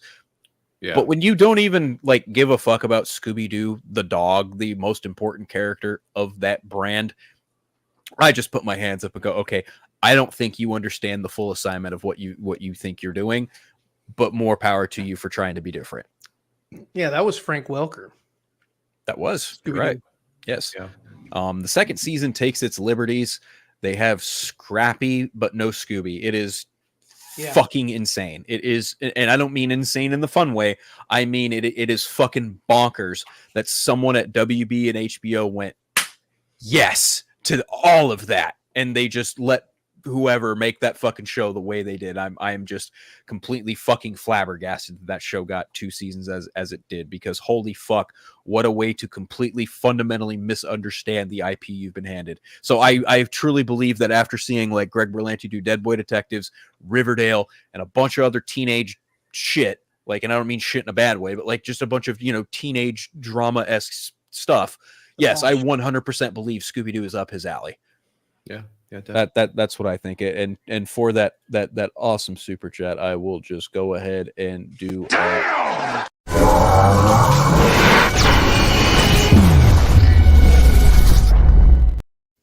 Thank you, Movie Raider. We appreciate it. We got our resident Dwayne. Hey, what's up, Dwayne? Good to see you, man. Good to see you in the chat. Thanks for stopping by. Warner Brothers is just gaming their gaming van. Don't even get me fucking started on Warner Brothers and their entertainment. You talking about Suicide Squad? Why the fuck did you have to say that name? Ryan was just trying to confirm that's what we were talking about. Yeah. Is that what Warner Brothers is doing? Warner Brothers games? I don't want to talk about it. I don't think is that not Fortnite 2.0? Yeah. Bro, okay, so Craig and I actually broke this down a little bit on the latest episode of The Eternal Night. Suicide Squad Kills the Justice League, as far as Steam numbers are concerned, only has like a little over 100 active players playing that game right now. That's crazy. It just didn't look fun. No, it didn't. Fun at all to me. And if anyone spent like more than $70-$80 on a console version of that, fuck, more power to you. You've been swindled. Because holy shit, that game looks repetitive, boring. It looks like quality-wise, Arkham Knight still looks visually better than this game does now. Arkham Knight came out in 2015, and it visually runs faster and looks better than fucking Suicide Squad because of Justice League. And this is the same fucking developer, Rocksteady. Yeah, I mean, Gotham Knights is actually better looking than the Suicide Squad game. That's and I played that game, and we went through the whole story. It wasn't even that good. You went through the whole story? God bless your soul. God bless you. The whole death you did the Lord's work on that. Holy shit. His return to the living and all that shit. Hot fuck. Good for you. Thing. Good for you. God, it's such a waste of time. But what I did like was me and Matt, we got to go out into Gotham. I was Nightwing and he was Jason Todd. And we just bust heads. That was actually more fun. Okay. So what you're saying is it can be slightly more fun if you're playing with another person. You have to play with somebody else. Like the Court of Owls stories is very basic and boring. Go figure. It's not that integral. It doesn't give you that sort of Illuminati kind of feel. It's like, who cares? Okay, you wear a mask. That's lame. They have the Talons there, and they're just a nuisance. Talon Lord's there. He's pretty formidable. What boggles my mind about that is Warner Brothers Montreal had the engine. They had everything from the Arkham games, and they were like, fuck this, let's do something completely different with the combat. It's like, I would have preferred it just be the same gameplay as the Arkham series. Just as the side characters. Cool, that's fine. Batman's not there. He didn't have to die, but he could have been 3 hours gone. into that game. 3 hours into that game, I was like, this is fucking boring. I can't do this. I can't. The combat sucks donkey balls. Yeah, I don't want to fuck with this. I don't care how many different characters you can choose from. Oh, you're gonna make me work to make new costumes? Fuck that. And the costumes they're not even no customization, just horrible. But what's the point? What's the fucking point? What's the point? There's no point. Absolutely no point. And you can play the same character as the same character, and I was like, that's kind of dumb. One thing I liked was that when we were trying to be stealth, and the only thing you would hear, hey, it's Nightwing. I was like, I was like, well, that didn't work. See, at least in the Arkham games, it kind of made sense, because if you took one goon out stealthily, then the other goons were like, oh, fuck, Batman's here, and then they'd be a little more alert. It made sense. Whereas you could literally just fucking be walking around in Gotham Knights, and they'd be like, oh, fuck, Nightwing, ah! And ladies and gentlemen, that is Game Reviews brought to you by Ryan. Fuck those games. Fuck those games. 10 Ways to Sunday. I'm so glad I spent my money on retro games this past month. Holy fuck. Yeah. No, we got another super chat here from our good Dwayne. Dwayne Jackson. Oh man, no problem, bro. Thanks for coming through. Sorry guys, I'm late for the party. Can anyone explain the potential lawsuit regarding Marvel about someone leaking the Captain America Brave new image on movie on Twitter, according to Variety? So the only thing I know about this is, obviously the leak that we saw with Sam in the new costume. I still have not seen this leak, but go on. Yeah. So from what I recall is I didn't know there was a lawsuit already. I knew Marvel had reached out to the FBI, and the FBI was reaching out to Twitter or X on the account to then identify the individual to see who that person is that leaked it, and then what connection that they have to the studio directly or anyone that works at the studio. On the film. Yeah. It's my understanding that the account Can We Get Some Toast has been subpoenaed to deliver information accordingly to the attorneys and the FBI and et cetera, et cetera. And as far as I'm concerned, that's a good thing, because fuck that account for leaking that shit in the first place. So I heard that through my sources that the IP address is actually traced to Kevin Feige of all people. So he has he wanted to leak it and then make a big thing about it so we could talk about it.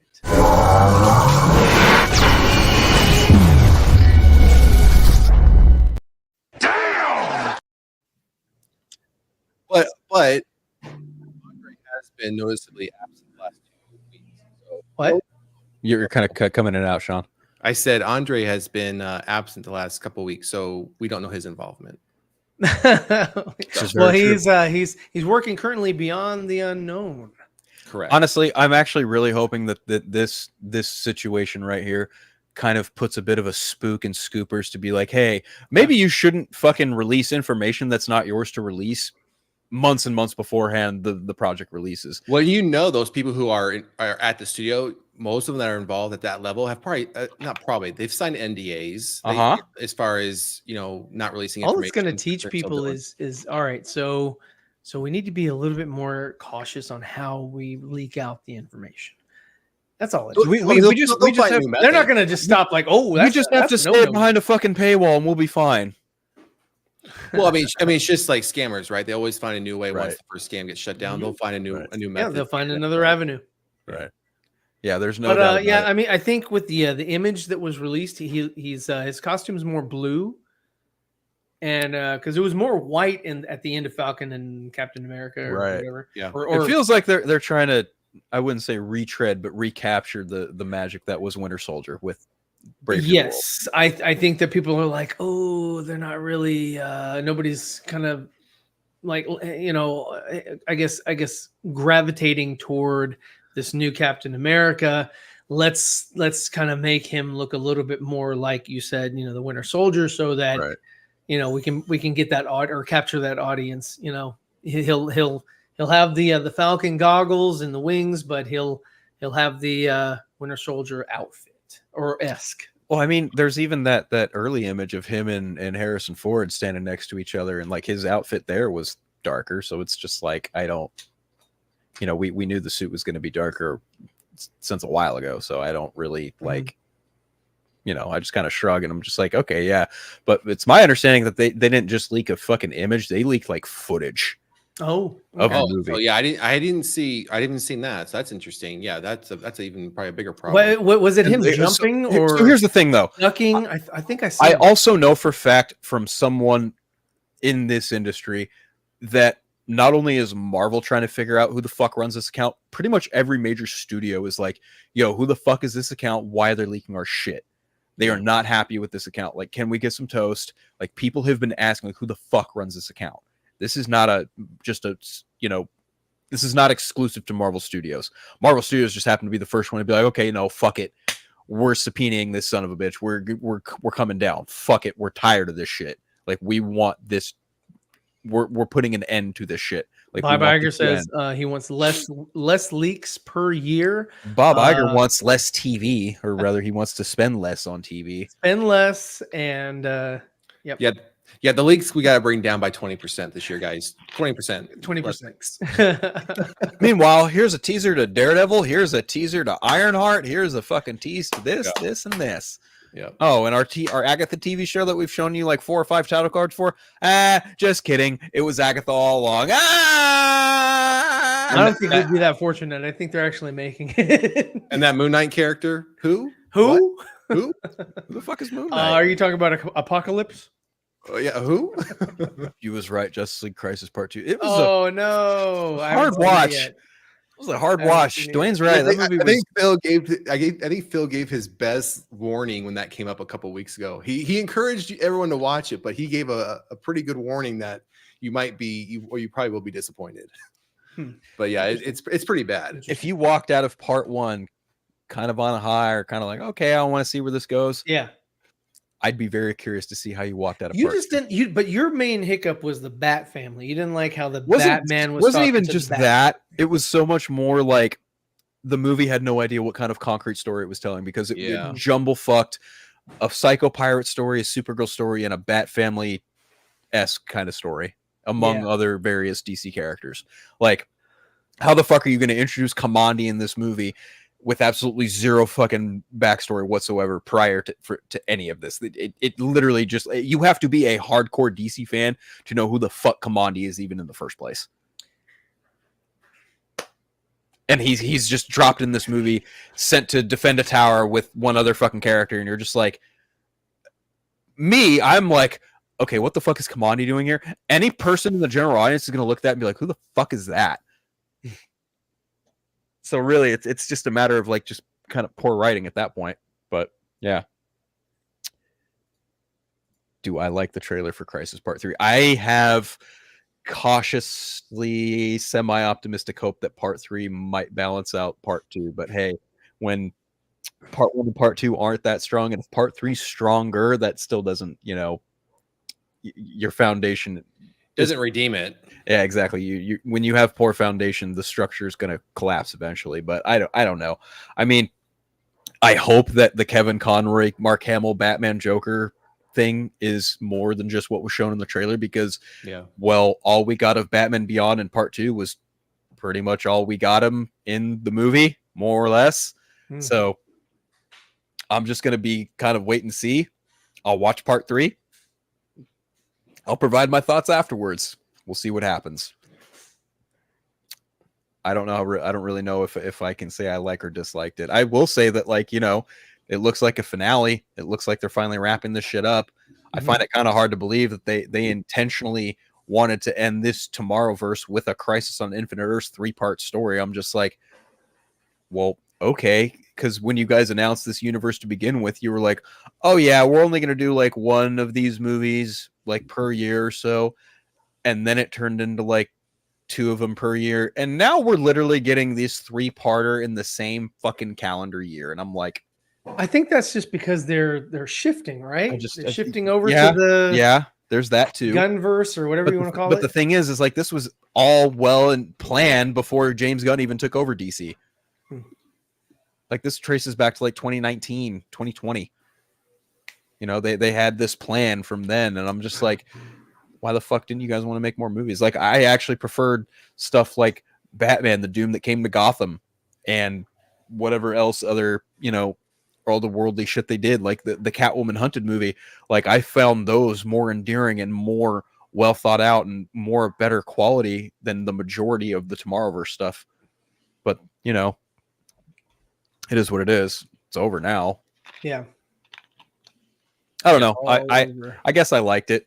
We'll see what happens with the movie. The suffering has ended thus far until we see part 3. I'm more excited about the next 3-parter that they have up in stock. I'll just leave it at that. Because I know what the next 3-parter is. And I still can't say what it is. Yeah. We'll probably find out around Comic-Con. No, they're not releasing anything at Comic-Con. No. Warner Brothers Animation, probably. DC Studios, probably not. Because Warner Brothers Animation usually has a pretty strong presence at Comic-Con. That's usually where they announce their next slate of shit. Every year. And if I were a betting man, that's probably exactly where they're going to announce their next bit of things. Matter of fact, I would be a betting man. That's probably where we're going to get the first look of Creature Commandos at. Sure, because that's releasing in this fall. Allegedly. Yeah. I'd imagine so. So, yeah. Oh, speaking of Creature Commandos, did you guys see that Frank Grillo is reprising his role as Rick Flag Sr. for Peacemaker Season 2? I did. How you guys feel about that? I saw it. I moved on with my life. Yeah. Good call. Yeah, I was like, oh, hey, look, there's a photo. What else? What else you got, Phil? Well, I mean, I saw it and I was like, okay, you know, I'm like of two minds about the situation because I like Frank Grillo as an actor. I think he's pretty phenomenal in all most of the stuff he's done. He's great as Crossbones, probably more so in Winter Soldier than Civil War personally. But like, you know, he was good with what he was handed in the MCU. But you know, it also, you know, he was very publicly like disappointed with how they handled that character. So I can absolutely see why James Gunn would be like, hey, do you want to play a character in the DCU? He was probably like, fuck yeah, I do. Yeah. So that's why he's playing Rick Flag Sr. Now, anyone who knows me knows full well I am not happy at the fact that James Gunn killed Rick Flag in the Suicide Squad. That is hands down, without question, one of the biggest cardinal sins that movie made, in my humble opinion, because I hated that. I don't hate the guy who made the movie. I don't hate anything personal about said person, but that creative decision is one I do not agree with, and I fucking hated it. I did not like that at all. Rick Flag, like Joel Kinnaman's Rick Flag, was like fucking perfection when it came to Rick Flag, and then they fucking killed him with by way of Peacemaker.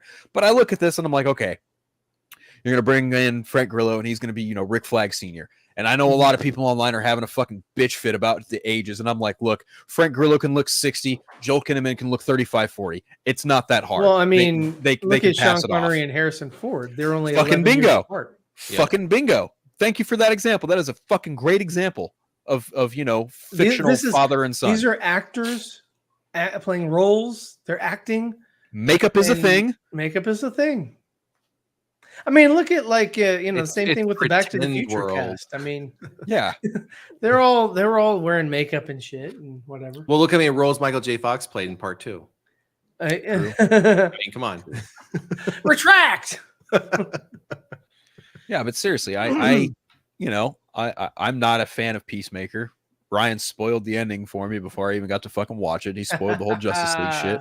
That's why. You're welcome. Yeah, thank you, asshole. So, I think actually at the end of Peacemaker, you that's your first look of David Cornsweet as Superman. See, I'm wondering how much of that is actually going to be canon, because not only is there Superman in that, there's Wonder Woman, Aquaman, and Flash, and not one of those three actors are coming back for anything coming into the future. None of them. Nope. But I think they're just gonna hope that you will accept the new roster. you know what I think is going to be? I think it's going to be a fucking hallucination Peacemaker had. That's how they're going to write it off. That he hallucinated the Justice League showing up. Because in the comics, that's kind of how he's got voices in his head that fucking talk to him. Sometimes he sees hallucinations. I would not doubt that may be a way he fucking writes that off. Maybe, but I don't know. Wouldn't be surprised. I don't even think he'll even cover it. I'm not shocked that Rick Flag Sr. is coming back in season 2, and it's going to be kind of like a reverse of how season 1 happened, because season 1 kind of culminated in Peacemaker fucking killing his dad. Now it's going to be the reverse. Now you've got a dad coming after you for killing his son. Either that, yeah. That's just I don't know. Sure. I wasn't a fan of the butterfly thing. I thought all that was kind of goofy. Killing Myrn, that sucked because Myrn was cool.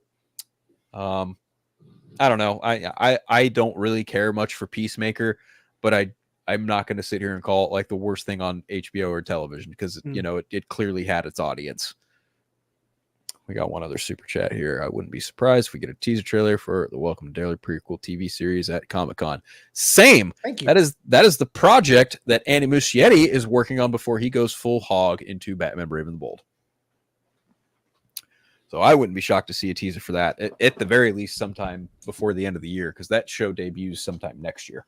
And as a Stephen King fan, more specifically as a Stephen King fan of like that book, yeah, I'm all for trying to get some fleshed out, background to Pennywise the Clown. I'm here for it. I am all for it, especially if Andy Muschietti is at the helm as like an executive producer, like fuck yeah, like if you can squeeze a Bill Skarsgård cameo in there, sure, why not? I'm here for it. It's got high standards. Yeah, it does. That's gonna be the thing. Can't come in with the week after. I like the first one better than the second. That's yeah, I'm kind of with you. I like the second one, but I think the first one is the better movie. The first one's the better movie, yeah. Yeah, and I think that is purely chalked up to, at least for me, it's the visuals with the kids, because we obviously knew they were going to grow up. I think at the very least, it would have been kind of smart to just shoot footage of them for part 2 while making part 1. But hindsight's 2020. What can you do, right? Sure. But yeah, I do think that part 1 is the stronger made movie. But even though I do like both parts quite a fair bit. I am a huge fan of that book. I think Andy Muschietti is a really strong, competent director. Not looking at The Flash for very obvious reasons, because that film was just completely out of his hands by the time the filming ended, as it was anyway. But even then, it's like, that's a whole different fucking conversation. Point is, like, him and Stephen King are fucking, they're cool. I can fucking do more Andy Muschietti if he does more Stephen King stuff. Like, between him, Mike Flanagan, give me all the Stephen King stuff. I'll be a happy camper. I don't know how you guys feel about Stephen King. No, the more I get, that are not horror. I think his stories that are non-horror are actually better. Okay. More well thought out. Okay. I do like, Silver Bullet.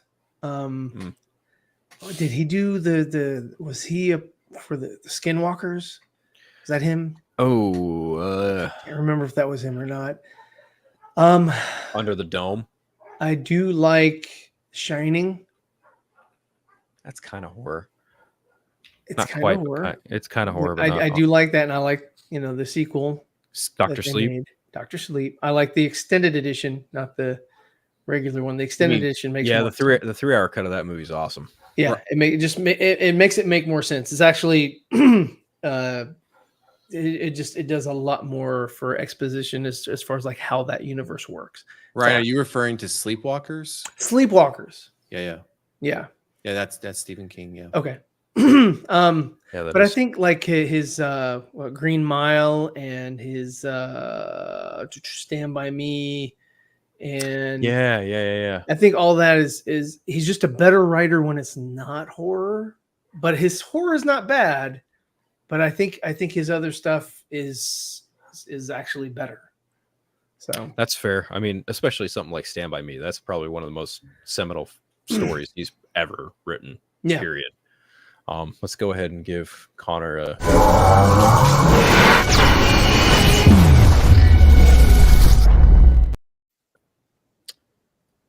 Do I Ian? Yeah. remake has happened? You know, I am too. I'm actually quite shocked. Yeah, by I'm that- actually that- shocked. I'm actually shocked about that. It was a good movie, though. Yeah, Good movie. Do like it. People Under the Stairs. That's another good one. People Under the Stairs, yeah. Speaking of like retooling, remaking, before we finish off the show, there is one other thing that I personally kind of wanted to get your guys' opinions on, and that's Cape Crusader finally getting a release date. Oh, you're talking about the images released, right? Yes. Of Harley Quinn, Clayface. Who else? Isn't it Bruce supposed to be- Wayne, Bruce Wayne, Commissioner Gordon. Commissioner confirmed? Gordon. Has it been confirmed as a timepiece in the 40s? Yes. Yes, Okay. it is. Do we know when in the 40s? Because I know that's the question. Because if it's in the early part, then we're talking, and this is happening during World War II. If it's happening in the latter, then we know it's after World War II. I don't think that part's been confirmed yet. I don't know. Well, the reason I ask is because then that raises a lot of questions of what's happening within this 1940s Right. Gotham, right? Like, why isn't Batman in World War II? Is he an operative? You know what? He's is- rich. He didn't have to. He didn't have to go. Besides the fact that he's rich, right? He's rich. He's I could he's, see it but being. he's almost a millionaire. But if this is taking place in the 1940s, the aspect of World War II is going to play a part. I mean, you would think it would play some sort. I would think of it would be after. Okay, so let's So say they don't have to worry. as about long that, as they can touch on stay that. true to it being a time period piece, like Mm. we're not bringing we're not I bringing. think we're using concepts or- alternate universe. Yeah, I don't want to see that. I want to see a Batman set in that time period, using the technology available during that time period, using the resources, everything. Well, he is using purple gloves, so that's No, actually, he's not. He's not? using purple gloves. No, No, he's got no. black gloves. Haha, smart ass. what? Yeah, he's got black gloves. Yeah. That's not accurate. Then I'm out. I do like the concept of what I've heard so far for Harley Quinn. Yeah. That's an As far as interesting her play. being not necessarily a psychiatrist at Arkham, but just a psychiatrist, but then they're going to treat her as more of like a serial killer alter ego. That's good too. You're right. So- And I'm for it. I mean, Yeah. I'll be interested to see more of it. But yeah, I mean, I love that the time period has got me already kind of bought in. So I'm Yeah. actually shocked that one of what's that dude's name? J.J. Abrams' pieces actually got through. Yeah. You know, because he is a producer on this. well, didn't they pay him like They $200 paid him million? $50 like something. million. 500 million. Yeah, 500 That's a million lot. for a cartoon. Mind Yeah, you, this is also a Warner Media decision to give him a contract. So there's that. And where is he? Ironically enough, this is the only DC project he's gotten through that his That name is is the on. only one, and Only one. that's He's been hiding in the basement. he's been hiding in the basement. He's in a bunker. Yep. Yep. But yeah, I mean, I'm interested again. I'm interested just because of the time period it's going to be set in. So it's something has to be interested in. I know there's not going to be like too much technology or anything like that, but I'm very curious to see like what does this Batman's Batcave look like? What kind of detective Yep. utilities is he going to utilize? Like, what is this Batmobile going to look like? Like, what I saw what other- I saw this thing on TikTok, but I saw it was like an AI produced sort of Batman 1940s trailer, Yeah.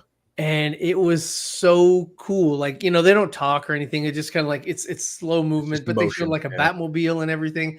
And I was like, wow, that shit looks fucking great, dude. I was like, I wouldn't be. It kind of meshed Keaton's Batman with West's Batman, and Uh-huh. sort of kind of kept that motif. And I was like, wow, that looks actually interesting.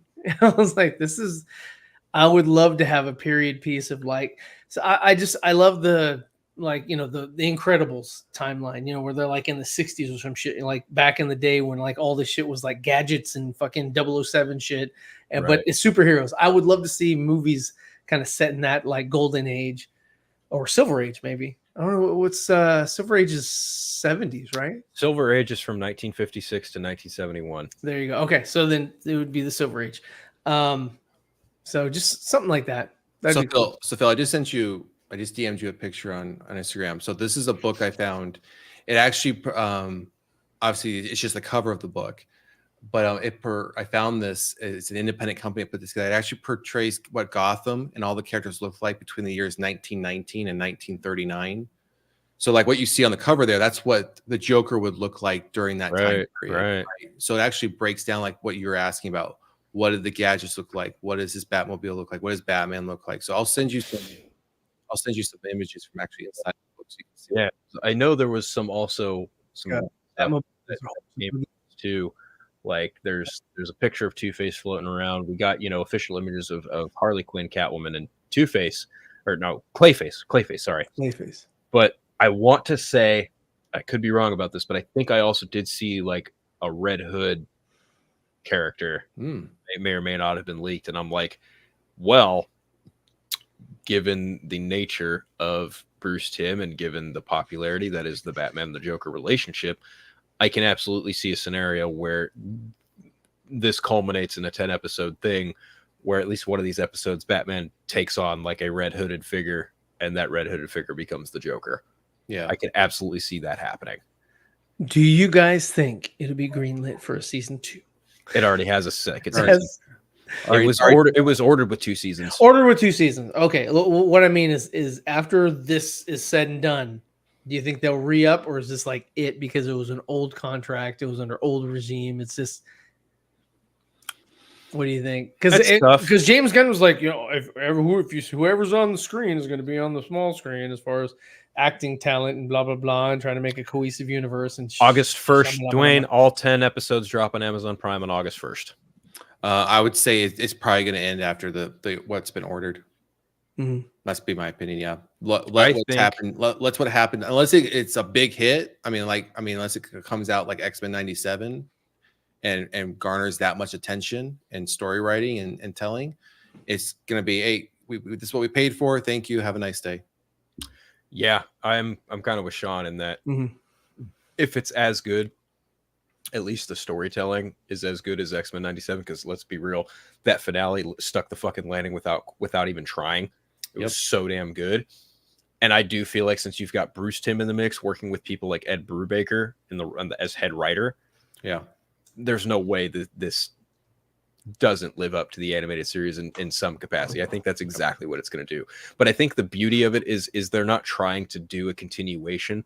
They're basically saying inspired by, but a different look. It's in a different, it's in a different universe. It's that much is very clear. And also, unfortunately, but I also think it's also kind of not a hindrance either. You don't have to worry about bringing Kevin Conroy back as Batman, but even though you kind of can't because he's right. It sucks, but at the same time, it's like you don't have to worry about trying to have him. Well, plus like Mark Hamill, dude, you hear it in his voice, where he's just more guttural because he's just older.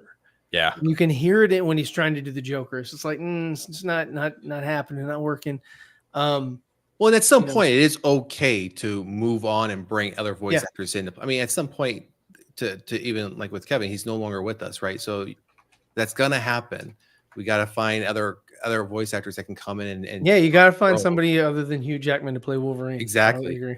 Exactly. I agree completely. And Dwayne's asking for animation style, and I'm trying to pull up the EW article. Here we go. Oh wait, no, that's just one image. But this is what the animation style looks like. It's like the tall ears, right? Yep. Yeah.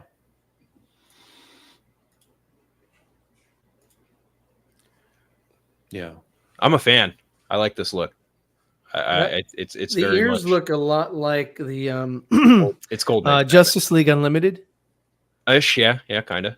Yeah.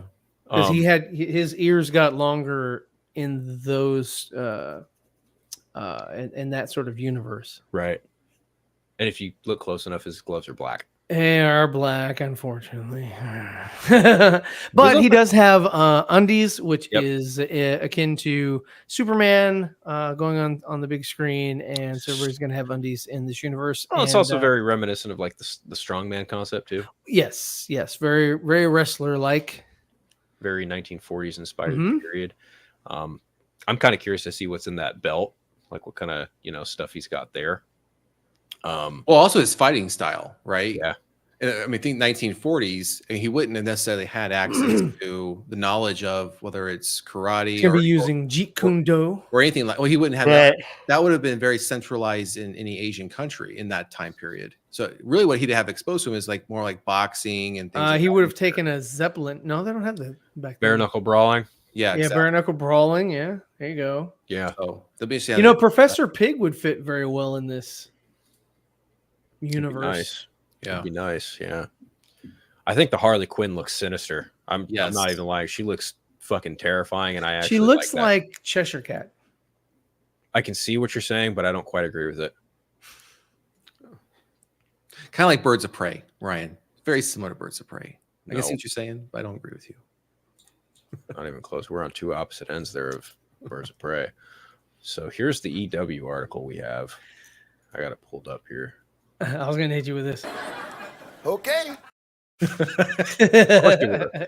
Of course you were. Of course you were. So this is what Jim Gordon looks like. I don't Rumor like ha- that his mustache is not white like his hair. Mm-mm. He Rumor looks. has it. He looks like the Durant guy from Rumor the old has it. series. Rumor has it it's actually maybe being voiced by Ernie Hudson. Oh, really? Yeah. Oh, that's interesting. That's the She rumor. looks like a Jack in the Box. She does look like a jester, yes. And that's her alter. That's her. That's Lois Human. Lane. No, that's her human ego form. That's Harley. She Harley, that's morphs into. Harley Quinn. I am not human. And then there's Bruce and Selena Kyle at some kind of charity function or something. Not really He's sure got some what. Big ass eyebrows. Yeah. Yeah. Yeah. fuck those. I feel like looking at this one specific, like this one image specifically, it is very reminiscent of the animated series, especially with like the mouth. But to your point, yeah, the eyebrows are a little bushy. His hair kind of goes to a point in the back, just like on Yep. the old Yep. show. Yep. Um, Even the suit, it's not yellow, but it's tan. not yellow, but it's I'll take it. big. Yeah. And it looks very it's not very form fitting. Yeah. Know? And I love this. I absolutely love this. I love that Catwoman is in her 1940s fucking getup. It's purple, got the No cape and capes! everything. I love it. I love it. I love this. I love this image so much. I think this is fucking great. But you know, I'm a little biased. I'm a Batman fan. Yeah, I like everything but the cape. That's fair. I understand it, but This is and probably more he your looks speed like right here. he looks like what's his face? Thanos played him. Oh, Jonah Hex. Yes. It just looks like that's Jonah Hex underneath that. So I'm not too familiar with the 1940s original Clayface, so it'll be very interesting to see how they shake out this version of the character for this TV show. But yeah, I'm excited. You know, August 1st can't get here soon enough. I'm wanna see very, it, very yeah. excited. It looks good. I'm also kind of excited for My Adventure Superman season 2. I think that looks fun too. Yeah, I used the F word with that TV show. I know, sacrilege on me. Shame. But going back to what Sean and I did mention earlier, X-Men 97 absolutely fucking stuck the landing, but we can't really talk about it because Ryan hasn't watched it yet. No, I haven't watched it. But I do plan on watching it soon. Are you still behind on the 9th episode too? I was gonna say, are you caught up or? Yeah, I'm caught up. I just Okay. haven't seen Oh, okay. this episode. Yeah. Okay. I think you'll be thoroughly pleased with the way it Yeah. ends. I'll be surprised if you're not pleased with how the season ends. Oh, so this is the finale? This Yeah, is the finale for the season, yeah. yes. Oh wow. Okay. I didn't Yeah, know the that. last 3 episodes was a 3-part finale. So Yep. this was Okay. the last episode.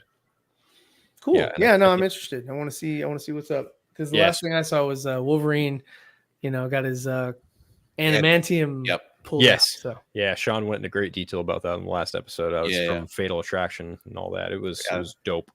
It was very dope to see that happen. But the only thing I'll say on this, it won't be a spoiler at all. It definitely, I feel it perfectly sets up season 2. 100%. Perfectly sets it up. 100%. You're not gonna walk away from this wondering, well, what's gonna happen in season 2? Now I have to wait for our season 2. after you watch it, you know what's going to happen in Deadpool. Well, you don't know and exactly, Wolverine. but it definitely where they're going to be going with the story. Yep. Mm. So it is satisfying to know. Okay, this is how this is going to play out in the next. Yep. Season. So Okay. Yeah. I'm with Sean. Like Bodemar knew exactly what the fuck he was doing with this finale, Absolutely. and he executed it masterfully. Yep. It was so cool. There are a lot of familiar faces. I will say that much. A lot. Sean can attest to this, and it's so much so not into they're in your face, but more in the yes, this is our world. type of situation. Like it is very well done, because it very well could have easily been a cameo fest. It was it was very gracefully done. Yes. Very I think gracefully that the episodes before, when you saw Spider-Man, I was like, okay, he's there. Yeah. Like it was. It's letting like you the know. Hulk thing was funnier than the Spider-Man, and the Captain America thing was funnier than the Well, Spider-Man. I think the intent is to say, hey, this world is all the same world. Like these characters are all living in this same environment. They're all experiencing the same thing. So you'll experience you will experience something similar. Yeah, that's if all. not, you'll experience something similar, but in a more amplified way. And if you're a fan of some of those shows, you will be pleased. That's all I will say. It was very tasteful. And I think this episode, graceful and tasteful, was an extra. Like it's about 10 minutes or so longer, so it's almost like 45 minutes. I think so. Yeah. Oh, good. Well, that's a bit extended. I do like longer finales. Yeah. So that's good. So. Yeah, there's a lot to be done in this episode, and I think with the time given, they achieved it. Yeah, pretty perfectly. Like it's really well done. A really well done finale. I mean, they've had good episodes, and then they've just had absolutely fucking spectacular episodes. And I feel like the finale is in that conversation as far as spectacular. Yeah. Good. So. Yeah, definitely. Okay. All right, guys. That said, that is probably where we're going to put a pin in it. We went a little bit longer than we normally like to, 2 hours 15 minutes. But yeah, this is where we are putting a pin for 176. I would just like to thank the usual co-host, Mr. Ryan Zeverfett, and of course Sean Nerd Costa Nostra, for joining us today. Anyone wants to follow us on Les Socials, feel free to. Right there and whatnot. Phil, the Caped Crusader. Yes, I am the Cape Crusader of this network more often than not. But yeah, Dawson would have something to say about that. Speaking of Dawson, go follow DJWart.com. Chicka what? Of course, this link is working again. Great t-shirts on It sure is. It sure is. And I appreciate everybody because I love getting those notifications. You made a sale. I was like, yeah, let's go. And then, of course, I don't know what the plan is, but I'd have to imagine that Andre and Sean have something else cooking in a post X-Men 97 world for their midnight runs. Yeah, so real quick, we're gonna be doing The Boys season 4. Oh, nice. So that's coming out. So I'm thrilled about that. Something that Dawson can't watch because it is past his bedtime, but also there's a lot of adult words because of the rating, right? And there's a lot of adult words. And I mentioned earlier I have an episode that dropped this morning for the Eternal Night, and I will just also add that there are expansions coming to the Eternal Night, and that's what I will say for now. Nice. In regards to that. But other than that, that is where we are going to put a pin in it for this episode of the 4Nerds. We thank you all for tuning in with us. Really appreciate it. Hope everyone has a great day or night, whatever your watching or listening preference is. Take care. Later.